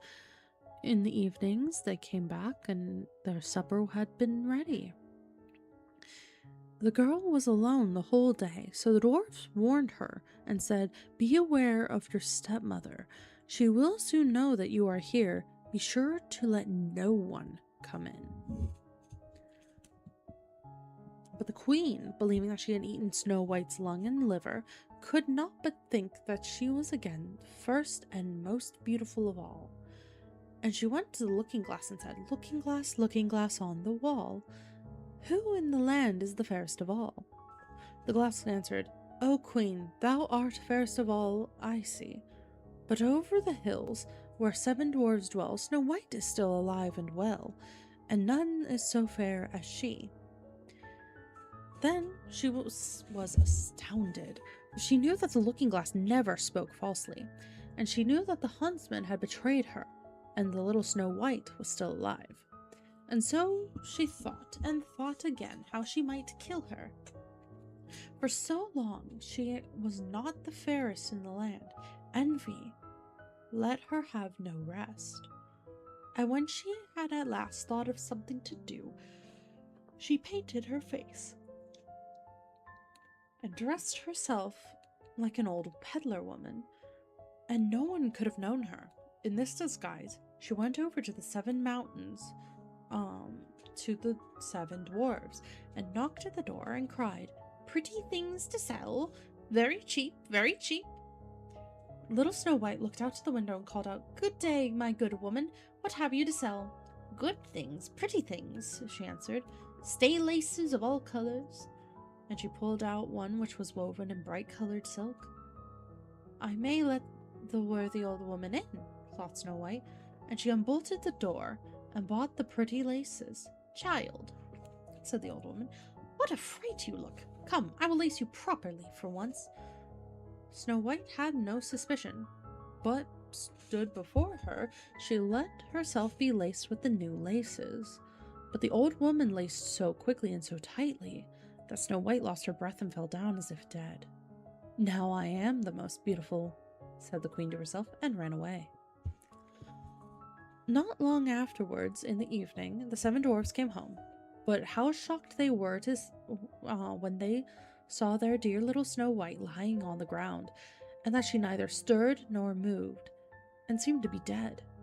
They lifted her up, and as they saw that she was laced too tightly, they cut the laces, and she began to breathe a little, and after a while came to life. Thank you for the follow, Malversier?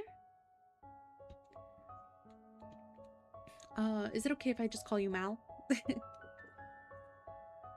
or is there another name that you prefer?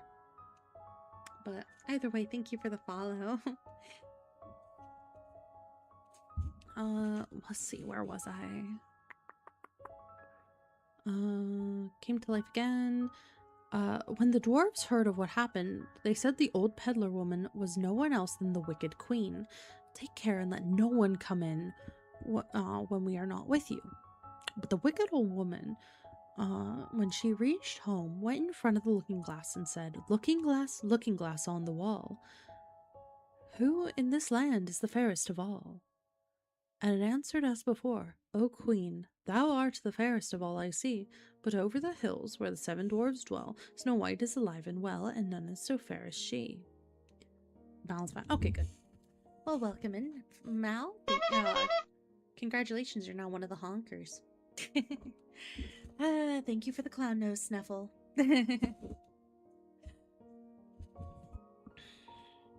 When she heard that, all her blood rushed to her heart with fear, for now she saw plainly that little Snow White was again alive. "But now," she said, "I will think of something that shall really put an end to you." And with the help of witchcraft, she understood, she made a poisonous comb. Then she disguised herself and took the shape of another old woman.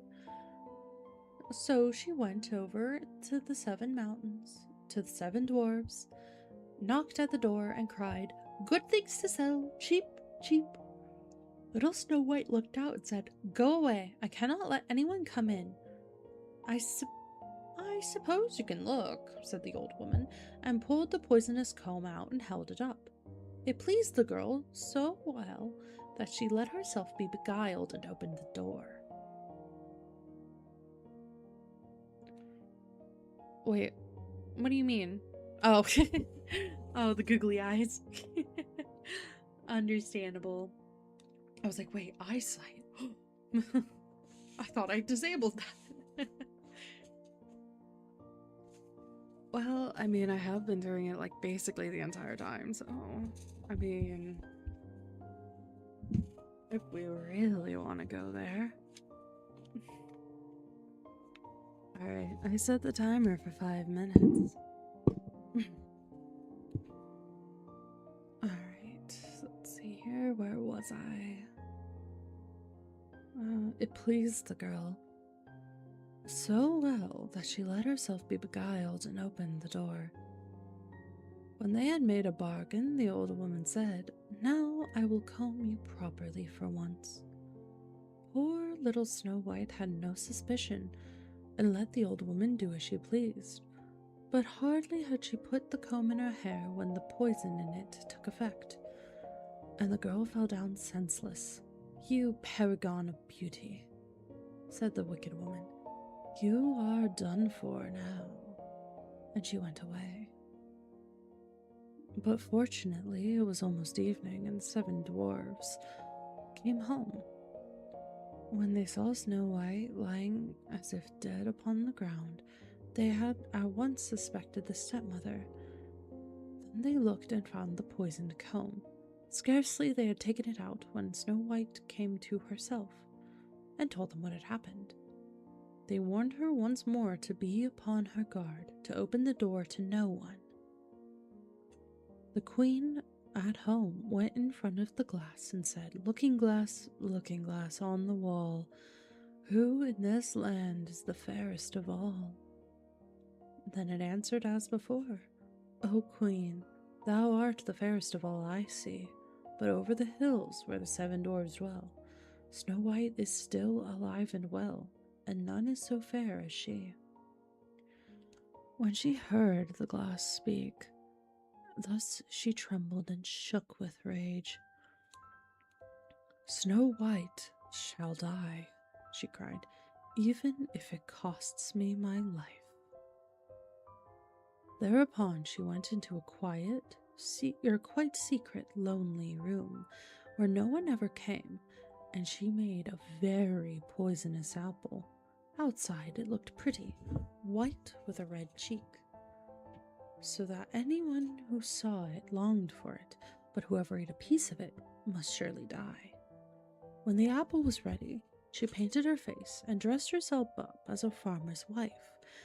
And so she went over the 7 mountains to the 7 dwarves. She knocked at the door. Snow White put her head out of... Oh my gooseness.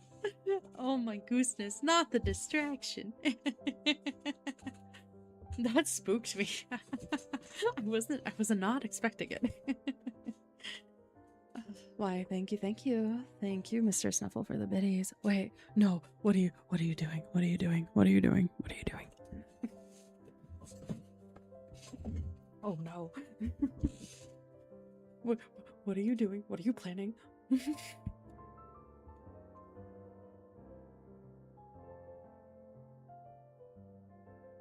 What are you doing?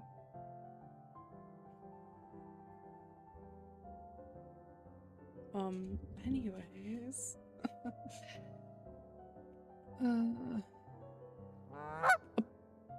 Oh my god. Mr. Snuffle, thank you for the 5 gifted subs. And just before the ad break, too. Let's see here. Congratulations to Cav, Danny, Sora Yamada, Grim Reaper, and Flipaduck. Hype story train time. Ooh. Is it a fairy tale hype train? Oh, what will she do now? Alright, in all seriousness. Okay. She knocked at the door. Snow White put her head out of the window and said, "I cannot let anyone in. The 7 dwarves have forbidden me. It is all the same to me," answered the woman. I shall soon get rid of my apples. There, I will give you one." "No," said Snow White. "I dare not take anything." "Are you afraid of poison?" said the old woman. "Look, I will cut the apple in 2 pieces. You eat the red cheek, and I'll eat the white." The apple was so cunningly made that only the red cheek was poisoned. Snow White longed for the fine apple, and when she saw that the woman ate part of it, she couldn't resist any longer, and stretched out her hand and took the poisonous half. But hardly had she a bite of it in her mouth. Well, your model looks like, oh, thank you, Poker Chip. Now to Tony. Oh my god. Wait, why are we trying to get to 100 gifted? Oh, you mean in total? That'd be insane. Anyways, let's see. Ah, yes. But hardly had she a bite of it in her mouth, than she fell down dead. Then the queen looked at her with a dreadful look, and laughed aloud and said, "White as snow, red as blood, black as ebony wood. This time the dwarfs can all wake you up again." And when she asked the looking glass at home, looking glass, on the wall, who in this land is the fairest of all? And it answered at last, "O Queen, in this land thou art fairest of all." Then her envious heart had rest, so far as an envious heart can have rest. The dwarves, when they came home in the evening, found Snow White lying upon the ground. She breathed no longer and was dead. They lifted her up, looked to see whether they could find anything poisonous, unlaced her, combed her hair, washed her with water and wine, but it was all of no use. The poor child was dead and remained dead. Sorry. Remained dead. They laid her upon a bier, and the 7 of them sat around it and wept for her, and wept 3 days long. Then they were going to bury her, but she still looked. Hey! Well, now that's not very nice of you, renegade.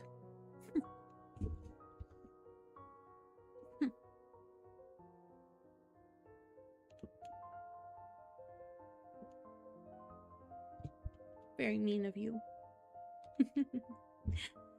Alright. Where was I? 3 days long. Then they were going to bury her, but she still looked as if she were living, and still had her pretty red cheeks. They said we could not bury her in the dark ground, and they had a transparent coffin made of glass made, so that she could be seen from all sides, and they laid her in it, and wrote her name upon it in golden letters, and that she was a king's daughter. And then they put the coffin out upon the mountain, and one of them always stayed by it and watched. The birds came too, and wept for Snow White. First an owl, then a raven, and last a dove. Which is just a fancy pigeon. And now Snow White lay a long, long time in the coffin, and as she did not change, but looked as if she were asleep, for she was as white as snow, as red as blood, and her hair was as black as ebony. It happened, however, that a king's son came into the forest, and went to the dwarves to spend the night. He saw the coffin. Ooh, the hype chest? Aw, it's so cute. I'm sorry, I got the notification. I'm like, oh, it's adorable. Alright, anyways, I'm sorry. Back to the story. Kingdom came to the forest and went to the dwarves' house to spend the night. He saw the coffin on the mountain, and a beautiful Snow White within it, and read what was written upon it in golden letters. Then he said to the dwarves, "Let me have the coffin. I will give you whatever you want for it." But the dwarves answered, "We will not part with it for all the gold in the world." Then he said, "Let me have it as a gift, for I cannot live without seeing Snow White. I will honor and prize her as my dearest possession." As he spoke in this way, the good dwarves took pity upon him and gave him the coffin. So empty. How do you have them all, bro? Like, I swear, Snuffle, you're crazy with it. And now I'm googly-eyed. Woo.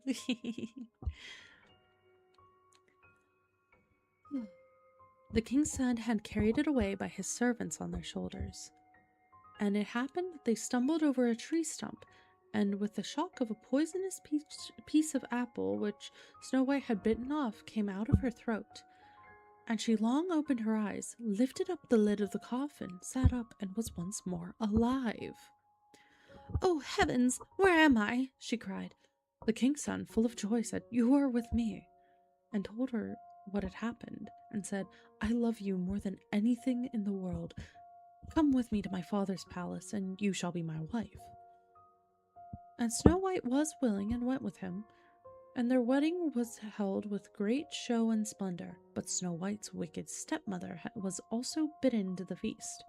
When she arrayed herself in beautiful clothes, she went before the looking glass and said, "Looking glass, on the wall, who in this land is the fairest of them all?" The glass answered, "O queen, of all it here the fairest art thou, but a young queen is fairer by far, I trow." Then the wicked woman uttered a curse, and was so wretched, so utterly wretched, that she knew not what to do. At first, she would not go to the wedding at all, but she had no peace, and she had to go see the young queen. And when she went in, she recognized Snow White, and she stood still with rage and fear, and could not stir. But iron slippers had already been put upon the fire, and when they were brought in with tongs and set before her, she was forced to put on the red-hot shoes and danced until she dropped dead.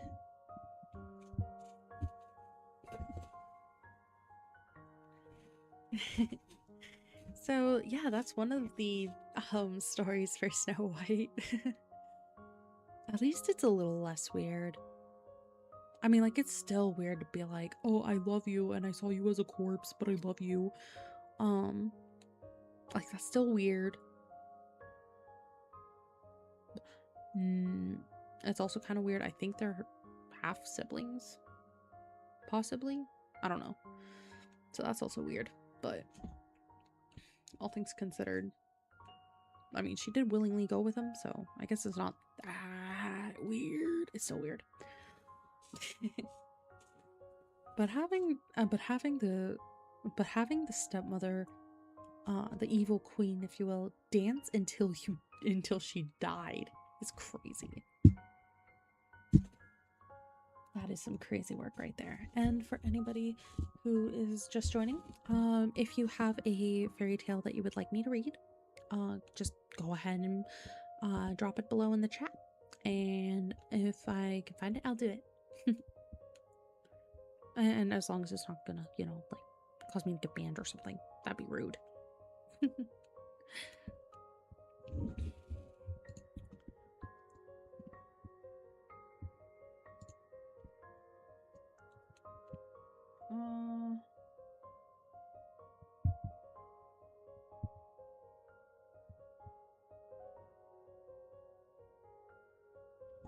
I think,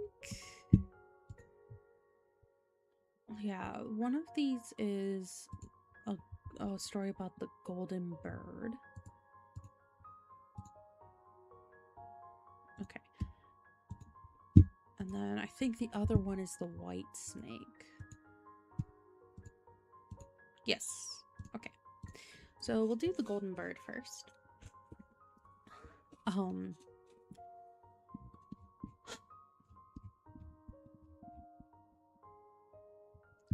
In olden times, there was a king who had behind his palace a beautiful pleasure garden in which there was a tree that bore golden apples. When the apples were getting ripe, they were counted, but on the very next morning, one was missing. This was told to the king, and he ordered that a watch should be kept every night beneath the tree. The king had 3 sons, the eldest of whom he sent, as soon as night came on, into the garden. But when the midnight came, he could not keep himself from sleeping, and the next morning again an apple was gone. The following night, the second son had to keep watch, but it fared no better with him. As soon as 12 o'clock had struck, he fell asleep, and in the morning the apple was gone. Now it came to the turn of the third son to watch, and he was quite ready, but the king had not much trust in him, and thought that he would be of less use than even his brothers. But at last he let him go. The youth lay down beneath the tree, but kept awake, and did not let sleep master him. When it struck 12, something rustled through the air, and in the moonlight he saw a bird coming whose feathers were all shining with gold. The bird alighted on the tree, and had just plucked off an apple when the youth shot an arrow at him. The bird flew off, but the arrow had struck his plumage, and one of his golden feathers fell down. The youth picked it up, and the next morning took it to the king and told him what he had seen in the night. The king called his council together, and everyone declared that a feather like this was worth more than the whole kingdom. If the feather is so precious, declared the king, one alone will not do for me. I must, and I will have the whole bird. The eldest son set out, trusting to his cleverness, that he thought that he would easily find the golden bird. When he had gone some distance, he saw a fox sitting at the edge of a wood, so he cocked his gun and took aim at him.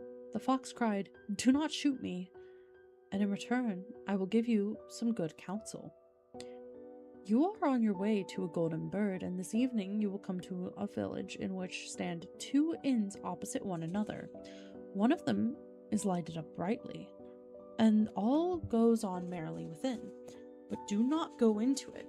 Rather, go into the other one, even though it looks like a bad one. How can such a silly beast give wise advice?" thought the king's son, and he pulled the trigger, but he missed the fox, who stretched out his tail and quickly ran into the wood. So he pursued his way, and when he came to the village where the 2 inns were, in one they were singing and dancing, in the other a poor miserable look. "I should be a fool indeed," he thought, "if I were to go into the shabby tavern and pass by the good one." So he went into the cheerful one, lived there in riot and revel, and forgot the bird and his father, all in good counsels. When many months had passed, the eldest son did not come back home. The second set out, wishing to find the golden bird.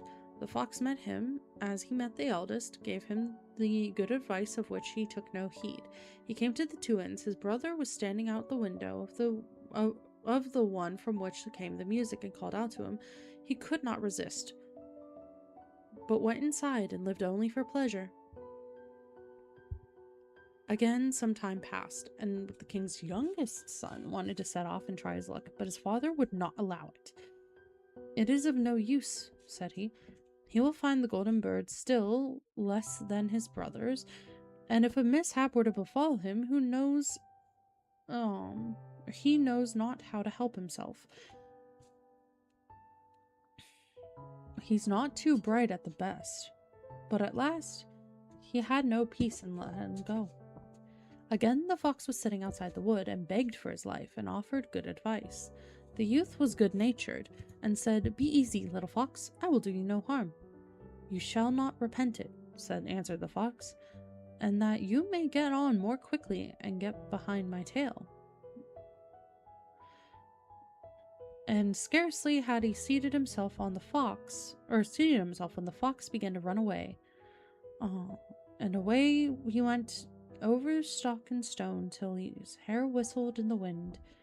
And when they came to the village, the youth got off. He followed the good advice, and without looking around, turned into the little inn where he spent the night quietly. The next morning, as soon as he got into the open country, there sat the fox already, and said, "I will tell you further what you have to do. Go on quite straight, and at last you will come to a castle, in front of which is a whole regiment of soldiers. Is lying. But do not trouble yourself about them, for they will all be asleep and snoring. Go through the midst of them straight into the castle, and go through all the rooms, till at last you will come to the chamber where a golden bird is hanging in a wooden cage. Close by there stands an empty gold cage for show, but beware of taking the bird out of the common cage and putting it into the fine one, or it may go badly with you." With these words the fox again stretched out his tail, and the king's son seated himself upon it, and away they went over stock and stone till his hair whistled in the wind. When he came to the castle, he found everything as the fox had said. The king's son had went into the chamber where the golden bird was shut up in a wooden cage, whilst a golden one stood by, and 3 golden apples lay about the room. But, thought he, it would be absurd if I were to leave the beautiful bird in the common and ugly cage. So he opened the door, laid hold of it, and put it in the golden cage. But at the moment the bird uttered a shrill cry. The soldiers awoke, rushed in, and took him off to prison. The next morning he was taken before a court of justice. As he confessed everything, he was sentenced to death. The king, however, said that he would grant him his life on one condition. Namely, if he brought him the golden horse which ran faster than the wind, and in the case he should receive, over and above as a reward, the golden bird. The king's son set off, but he sighed and was sorrowful, for how was he to find the golden horse? But all at once he saw his old friend Fox sitting in the road. Look you, said the fox. This happened because you did not give heed to me. However, be of good courage. I will give you my help, and will tell you how to get the golden horse. You must go straight on. You will come to a castle where in the stable stands the horse. The grooms will be lying in front of the stable, but they will be asleep and snoring. You must take heed. Put him on the common saddle and the wood of wood and leather, and not the golden one which hangs close by, else it will go ill with you. Then the fox stretched out his tail, the king's son seated himself upon it, and away he went over stock and stone till his hair whistled in the wind. Goose morning, Moodaroo. How are you doing? How do I riz up a saucy streamer and get them to marry me? I don't know if you could get them to marry you. But I'm not exactly a saucy streamer, so I couldn't really help you. It's like, I don't even know how to flirt, man. I don't know how to riz.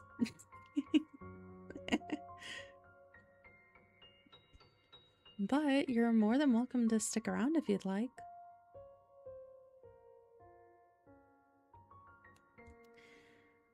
Alright, where was I?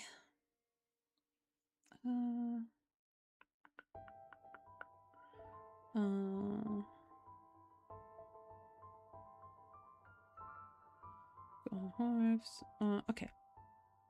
Everything happened just as the fox said.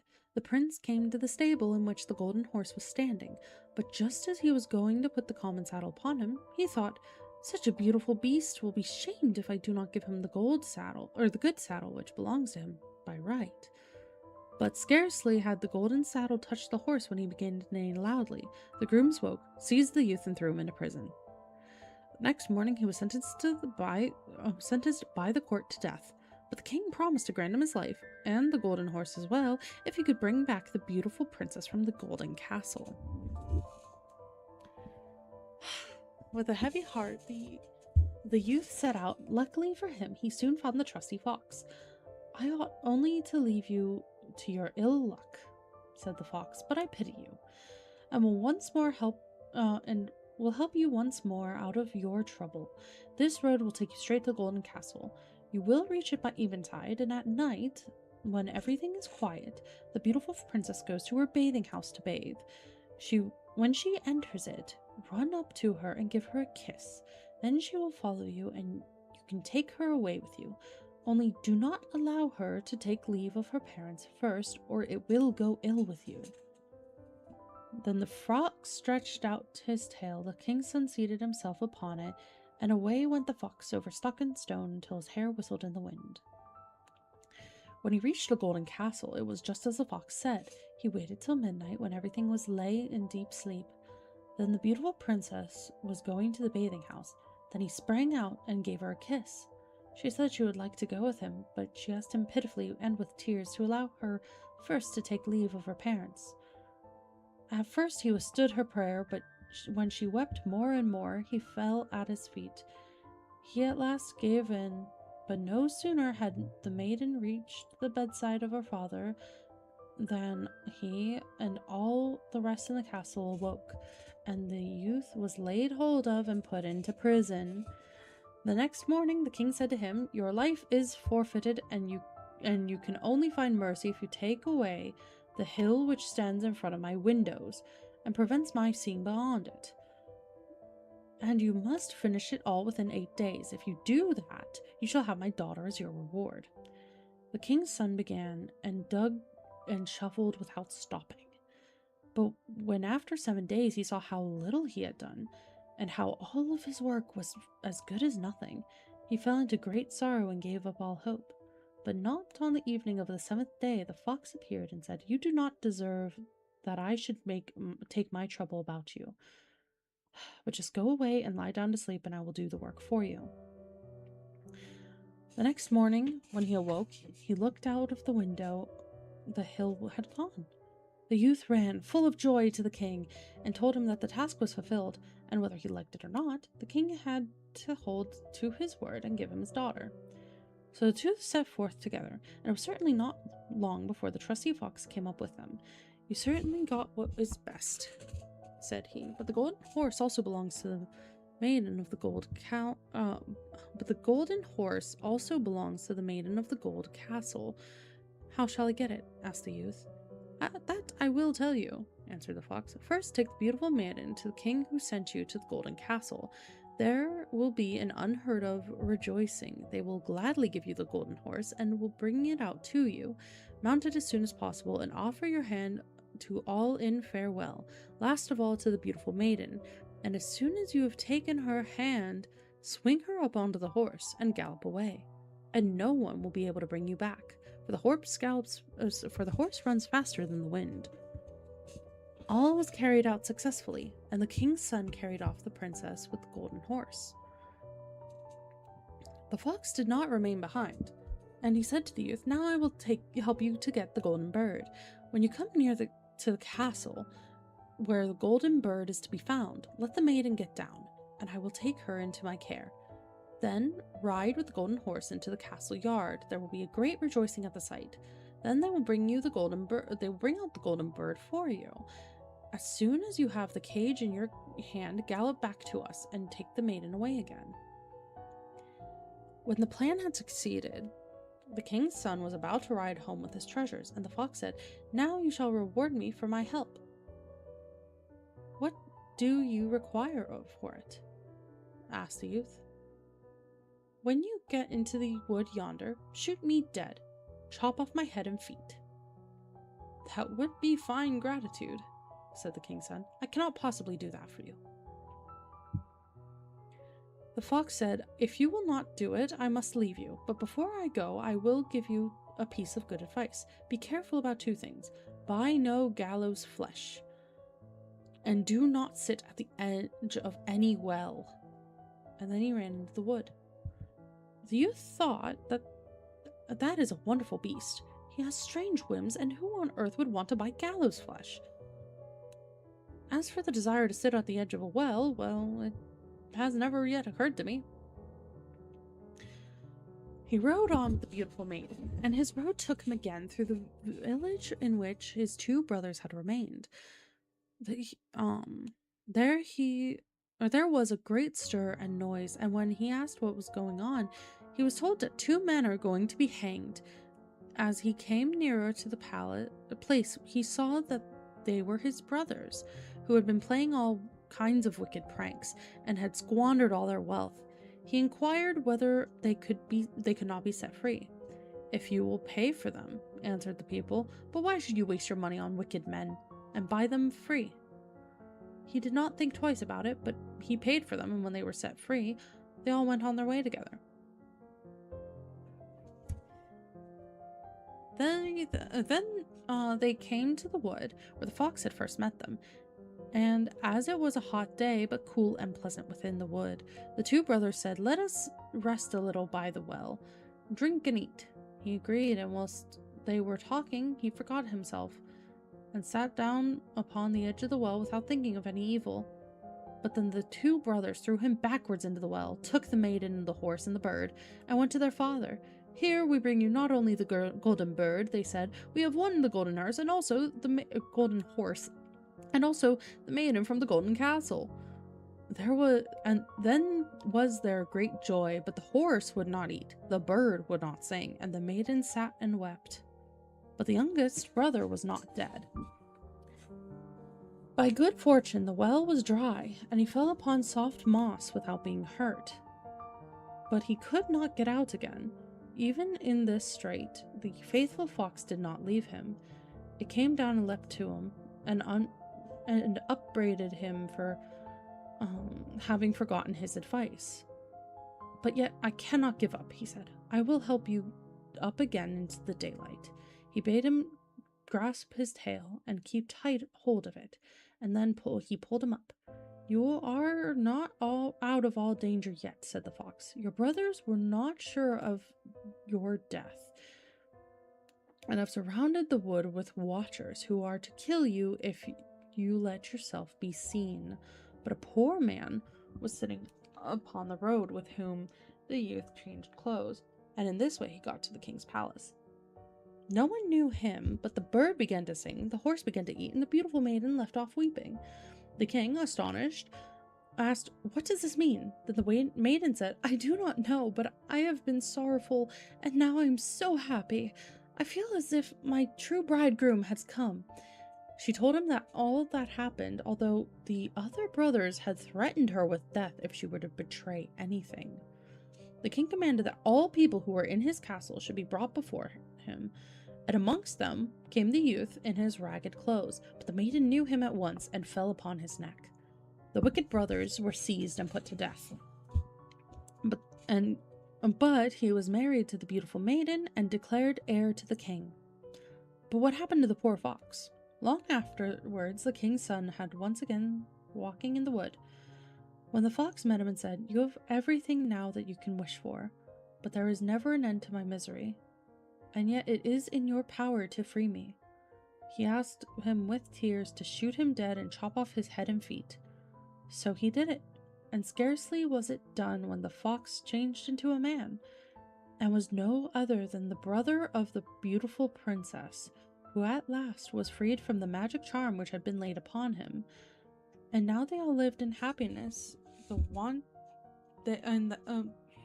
now they all had the happiness that he wanted as long as they lived. There we go. Words are hard. Words are hard, chat. But yeah. Damn. How many times does this guy not listen? Really, though. I mean, come on, bro. You literally do the opposite every single time. You couldn't just once be like, actually, maybe I shouldn't do that. Maybe I should listen to the instructions.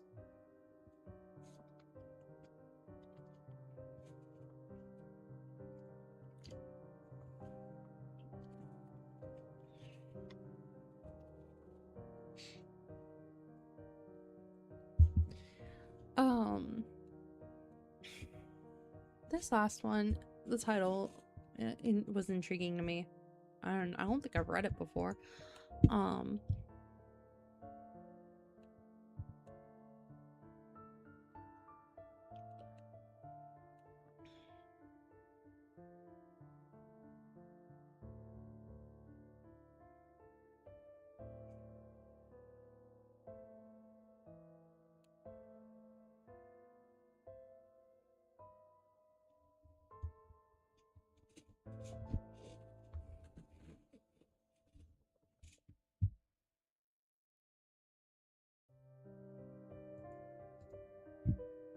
Hang on. Because my browser is being weird now, so I don't have it in front of me.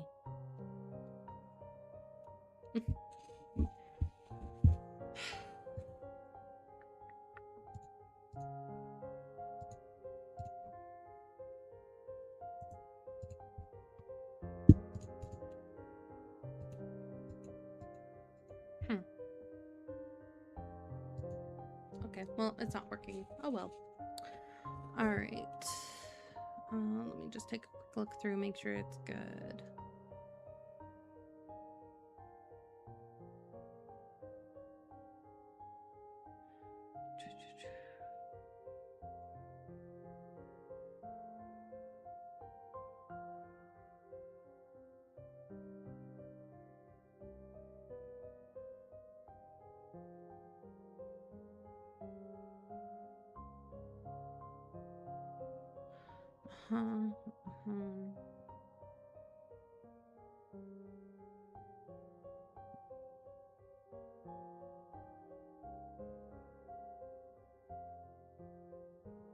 Yeah, this is probably fine. So this one's the white snake. A long time ago, there lived a king who was famed for his wisdom through all the land. Nothing was hidden from him, and it seemed as if news of the most secret things was brought to him through the air. But he had a strange custom. Every day after dinner, when the table was cleared and no one else was present, a trusty servant had to bring him one more dish. It was covered, however, and even the servant did not know what was in it. Neither did anyone know, for the king never took off the cover to eat of it until he was quite alone. This had gone on for a long time. When one day, the servant who took away the dish was overcome with such curiosity that he could not help carrying the dish into his room. When he carefully locked the door, he lifted up the cover and saw a white snake lying on the dish. But when he saw it, he could not deny himself the pleasure of tasting it, so he cut off a little bit and put it into his mouth. No sooner had it touched his tongue when he heard the strange whispering of little voices outside his window. He went and listened, and then noticed it was the sparrows who were chattering together and telling one another of all kinds of things which they had seen in the fields and woods. Eating the snake had given him the power of understanding the language of animals. Now it so happened that on this very day the queen lost her most beautiful ring, and suspicion of having stolen it fell upon this trusty servant who was allowed to go everywhere. The king ordered the man be brought before him and threatened with angry words that unless he could before the morrow point out the thief, he himself would be looked upon as guilty and executed. In vain he declared his innocence. He was dismissed with no better answer. In his trouble and fear, he went down into the courtyard and took thought about how to help himself out of his trouble. Now, some ducks were sitting together quietly by a brook and taking their rests, and whilst they were making their feathers smooth with their bills, they were having a confidential conversation together. The servant stood by and listened. They were telling one another of all the places they had been waddling about all morning, and what good food they had found, and one said in a pitiful tone, "Something lies heavy on my stomach. As I was eating in haste, I swallowed a ring which lay under the queen's window." The servant at once seized her by the neck, carried her to the kitchen, and said to the cook, "Here is a fine duck. Pray kill her." "Yes," said the cook, and weighed her in his hand. She had spared no trouble to fatten herself, and has been waiting to be roasted long enough. So she cut off her head, and as she was being dressed for the spit, the queen's ring was found inside her. The servant could now easily prove his innocence, and the king, to make amends for the wrong, allowed him to ask a favor, and promised him the best place in the court that he could wish for. The servant refused everything, and only asked for a horse and some money for traveling, as he had a mind to see the world and go about a little. When his request was granted, he set out on his way, and one day came to a pond where he saw 3 fishes caught in the reeds gasping for water. Now, though it is said that fishes are dumb, he heard them lamenting that they must perish so miserably, and as he had a kind heart, he got off his horse and put the 3 prisoners back into the water. They leapt with delight, put out their heads, and cried to him, "We will remember you, and we will repay you for saving us." He rode on, and after a while it seemed to him that he heard a voice in the sand at his feet. He listened, and heard an ant king complain, Why cannot folks with their clumsy beasts keep off our bodies? That stupid horse with his heavy hoofs has been treading down my people without mercy." And so he turned on to a side path, and the ant king cried out to him, "We will remember you. One good turn deserves another." The path led him into a wood, and there he saw 2 old ravens standing by their nest, and throwing out their young ones. "Out with you, you idle, good-for-nothing creatures," cried they. "We cannot find food for you any longer. You are big enough and can provide for yourselves." But the poor ravens lay upon the ground, flapping their wings and crying, "Oh, what helpless chicks we are! We must shift ourselves, and yet we cannot fly. What can we do but lie here and starve?" So the good young fellow alighted and killed his horse with a sword and gave it to them for food. Then, when they came hopping up to it, satisfied their hunger and cried, "We will remember you. One good turn deserves another." And now he had to use his own legs, and when he had walked a long way, he came to a large city. There was great noise and crowd in the streets. A man rode up on horseback, crying aloud, "The king's daughter wants a husband, but whoever seeks her hand must perform a hard task."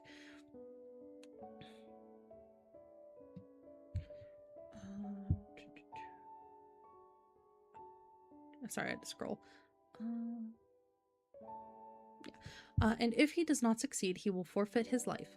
Many had already made the attempt, but in vain. Nevertheless, when the youth saw the king's daughter, he was so overcome with her great beauty that he forgot all danger. He went out before the king and declared himself a suitor, and so he was led out to the sea, and a gold ring was thrown into it. Before his eyes, the king ordered him to fetch this ring up from the bottom of the sea, and added, if you come up again without it, you will be thrown in again and again until you perish amid the waves." All the people grieved for the handsome youth. Then they went away, leaving him alone by the sea. He stood on the shore and considered what he should do. Then suddenly he saw 3 fishes come swimming towards them. They were the very fishes whose lives he had saved, and one in the middle held a mussel in its mouth, which it laid on the shore at the youth's feet. And when he had taken it up and opened it, there lay a gold ring in the shell. Full of joy, he took it to the king and expected that he would grant him the promised reward. But when the proud princess perceived that he was not her equal in birth, she scorned him and required him first to perform another task. She went down to a garden and strewed with her own hands 10 stacks of millet seed on the grass. Then she said, "Tomorrow morning before sun rises, these must be picked up, and not a single grain be wanting." The youth sat down in the garden and considered how it might be possible to perform this task. But he could think of nothing, and there he sat sorrowfully waiting the break of day, when he should be led to death. But as soon as the first rays hit the sun shone into the garden, he saw all 10 stacks of grain standing side by side, quite full, and not a single grain was missing.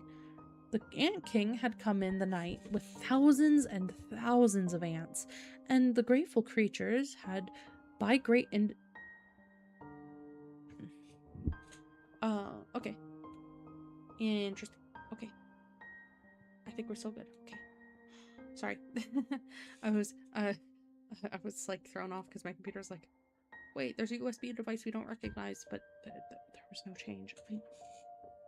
I don't understand my computer. Anyways, let's see. First race of the day, not a single grain missing. The ant king came in with thousands of ants, and the grateful creatures had by great industry picked all the millet seed and gathered them into sacks. Presently, the king's daughter herself came down into the garden and was amazed to see that the young man had done the task she had given him, but she could not yet conquer her proud heart and said, "Although he has performed both the tasks, he shall not be my husband until he has brought me an apple from the tree of life." The youth did not know where the tree of life stood, but he set out and would have gone forever, as long as his legs would carry him, though he had no hope of ever finding it. After he had wandered through the 3 kingdoms, he came one evening to a wood and lay down under a tree to sleep. But he heard a rustling in the branches, and a golden apple fell into his hand. At the same time, 3 ravens flew down to him, perched themselves upon his knee, and said, "We are the 3 young ravens who you saved from starving. When we had grown big, we had heard that you were seeking the golden apple. We flew over the sea to the end of the world, where the tree of life stands, and have brought you the apple." The youth, full of joy, set out homewards, and took the golden apple to the king's beautiful daughter, who had no more excuses left to make. They cut the apple of life in two and ate it together, and then her heart became full of love for him, and they lived in undisturbed happiness to a great age. And that's the end of the White Snake. Hey, Wackadoodle, how are you doing?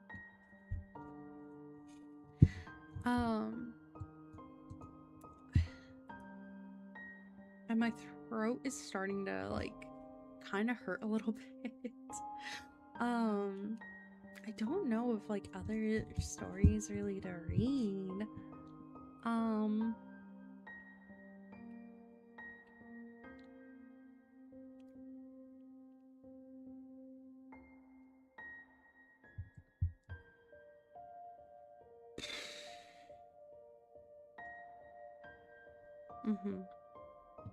Well, I've read, like, oh goodness, oh my gooseness, how many stories have I read? I mean, I've been reading for like a whole, like, 2.5 hours.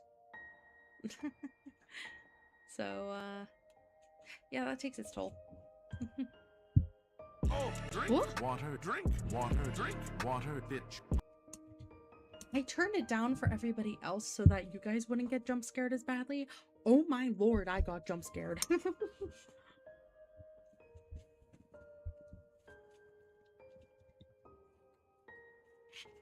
like water at the bottom of my water bottle, but it's like near empty. So.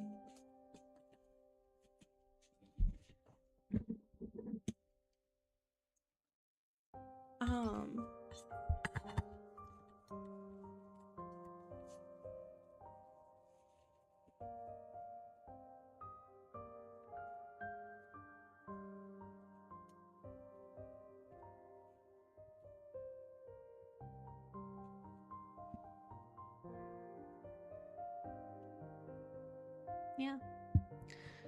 All right. Well, I have done my hydration.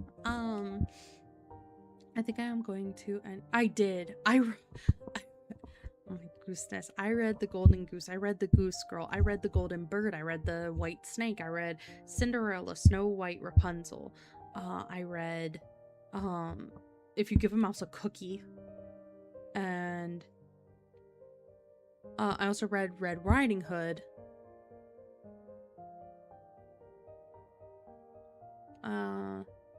Yeah, I think that's all. So I read 7 stories for you guys. That's a lot of reading.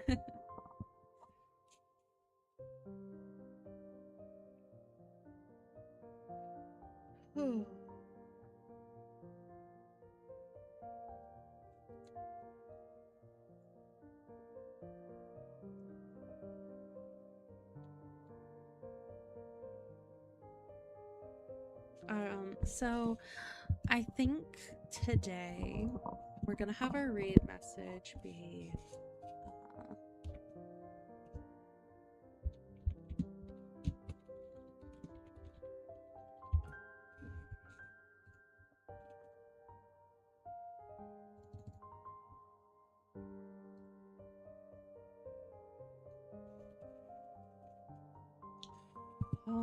oh, actually, let me check here real quick. Because I don't remember which emotes are what. Okay, yeah. So if you don't have a sub, I'll do that one first.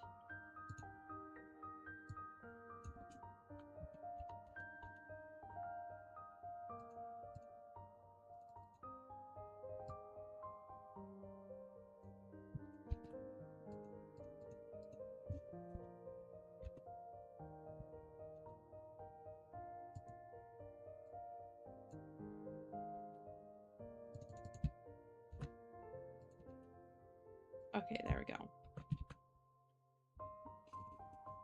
So this will be the raid message if you do not have a sub. And then if you do have one, I believe you should be able to do the, yeah. If you do have one, takes a minute.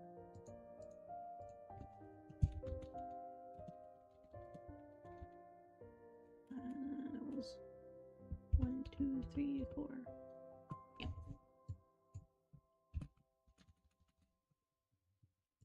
How many times was it? 1, 2, 3. Okay. 1, 2, 3.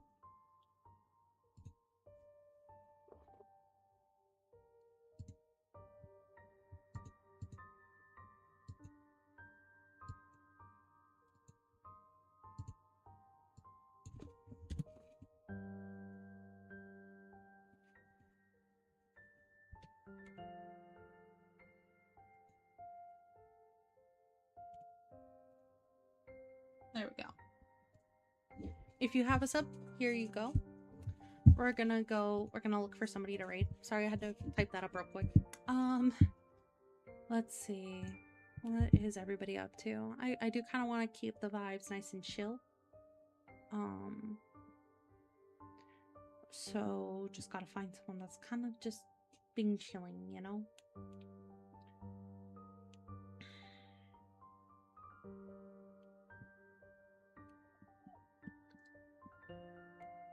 Meanwhile, I'm like, oh, but I could raid my friend Remy. But nah, he is way too ADHD.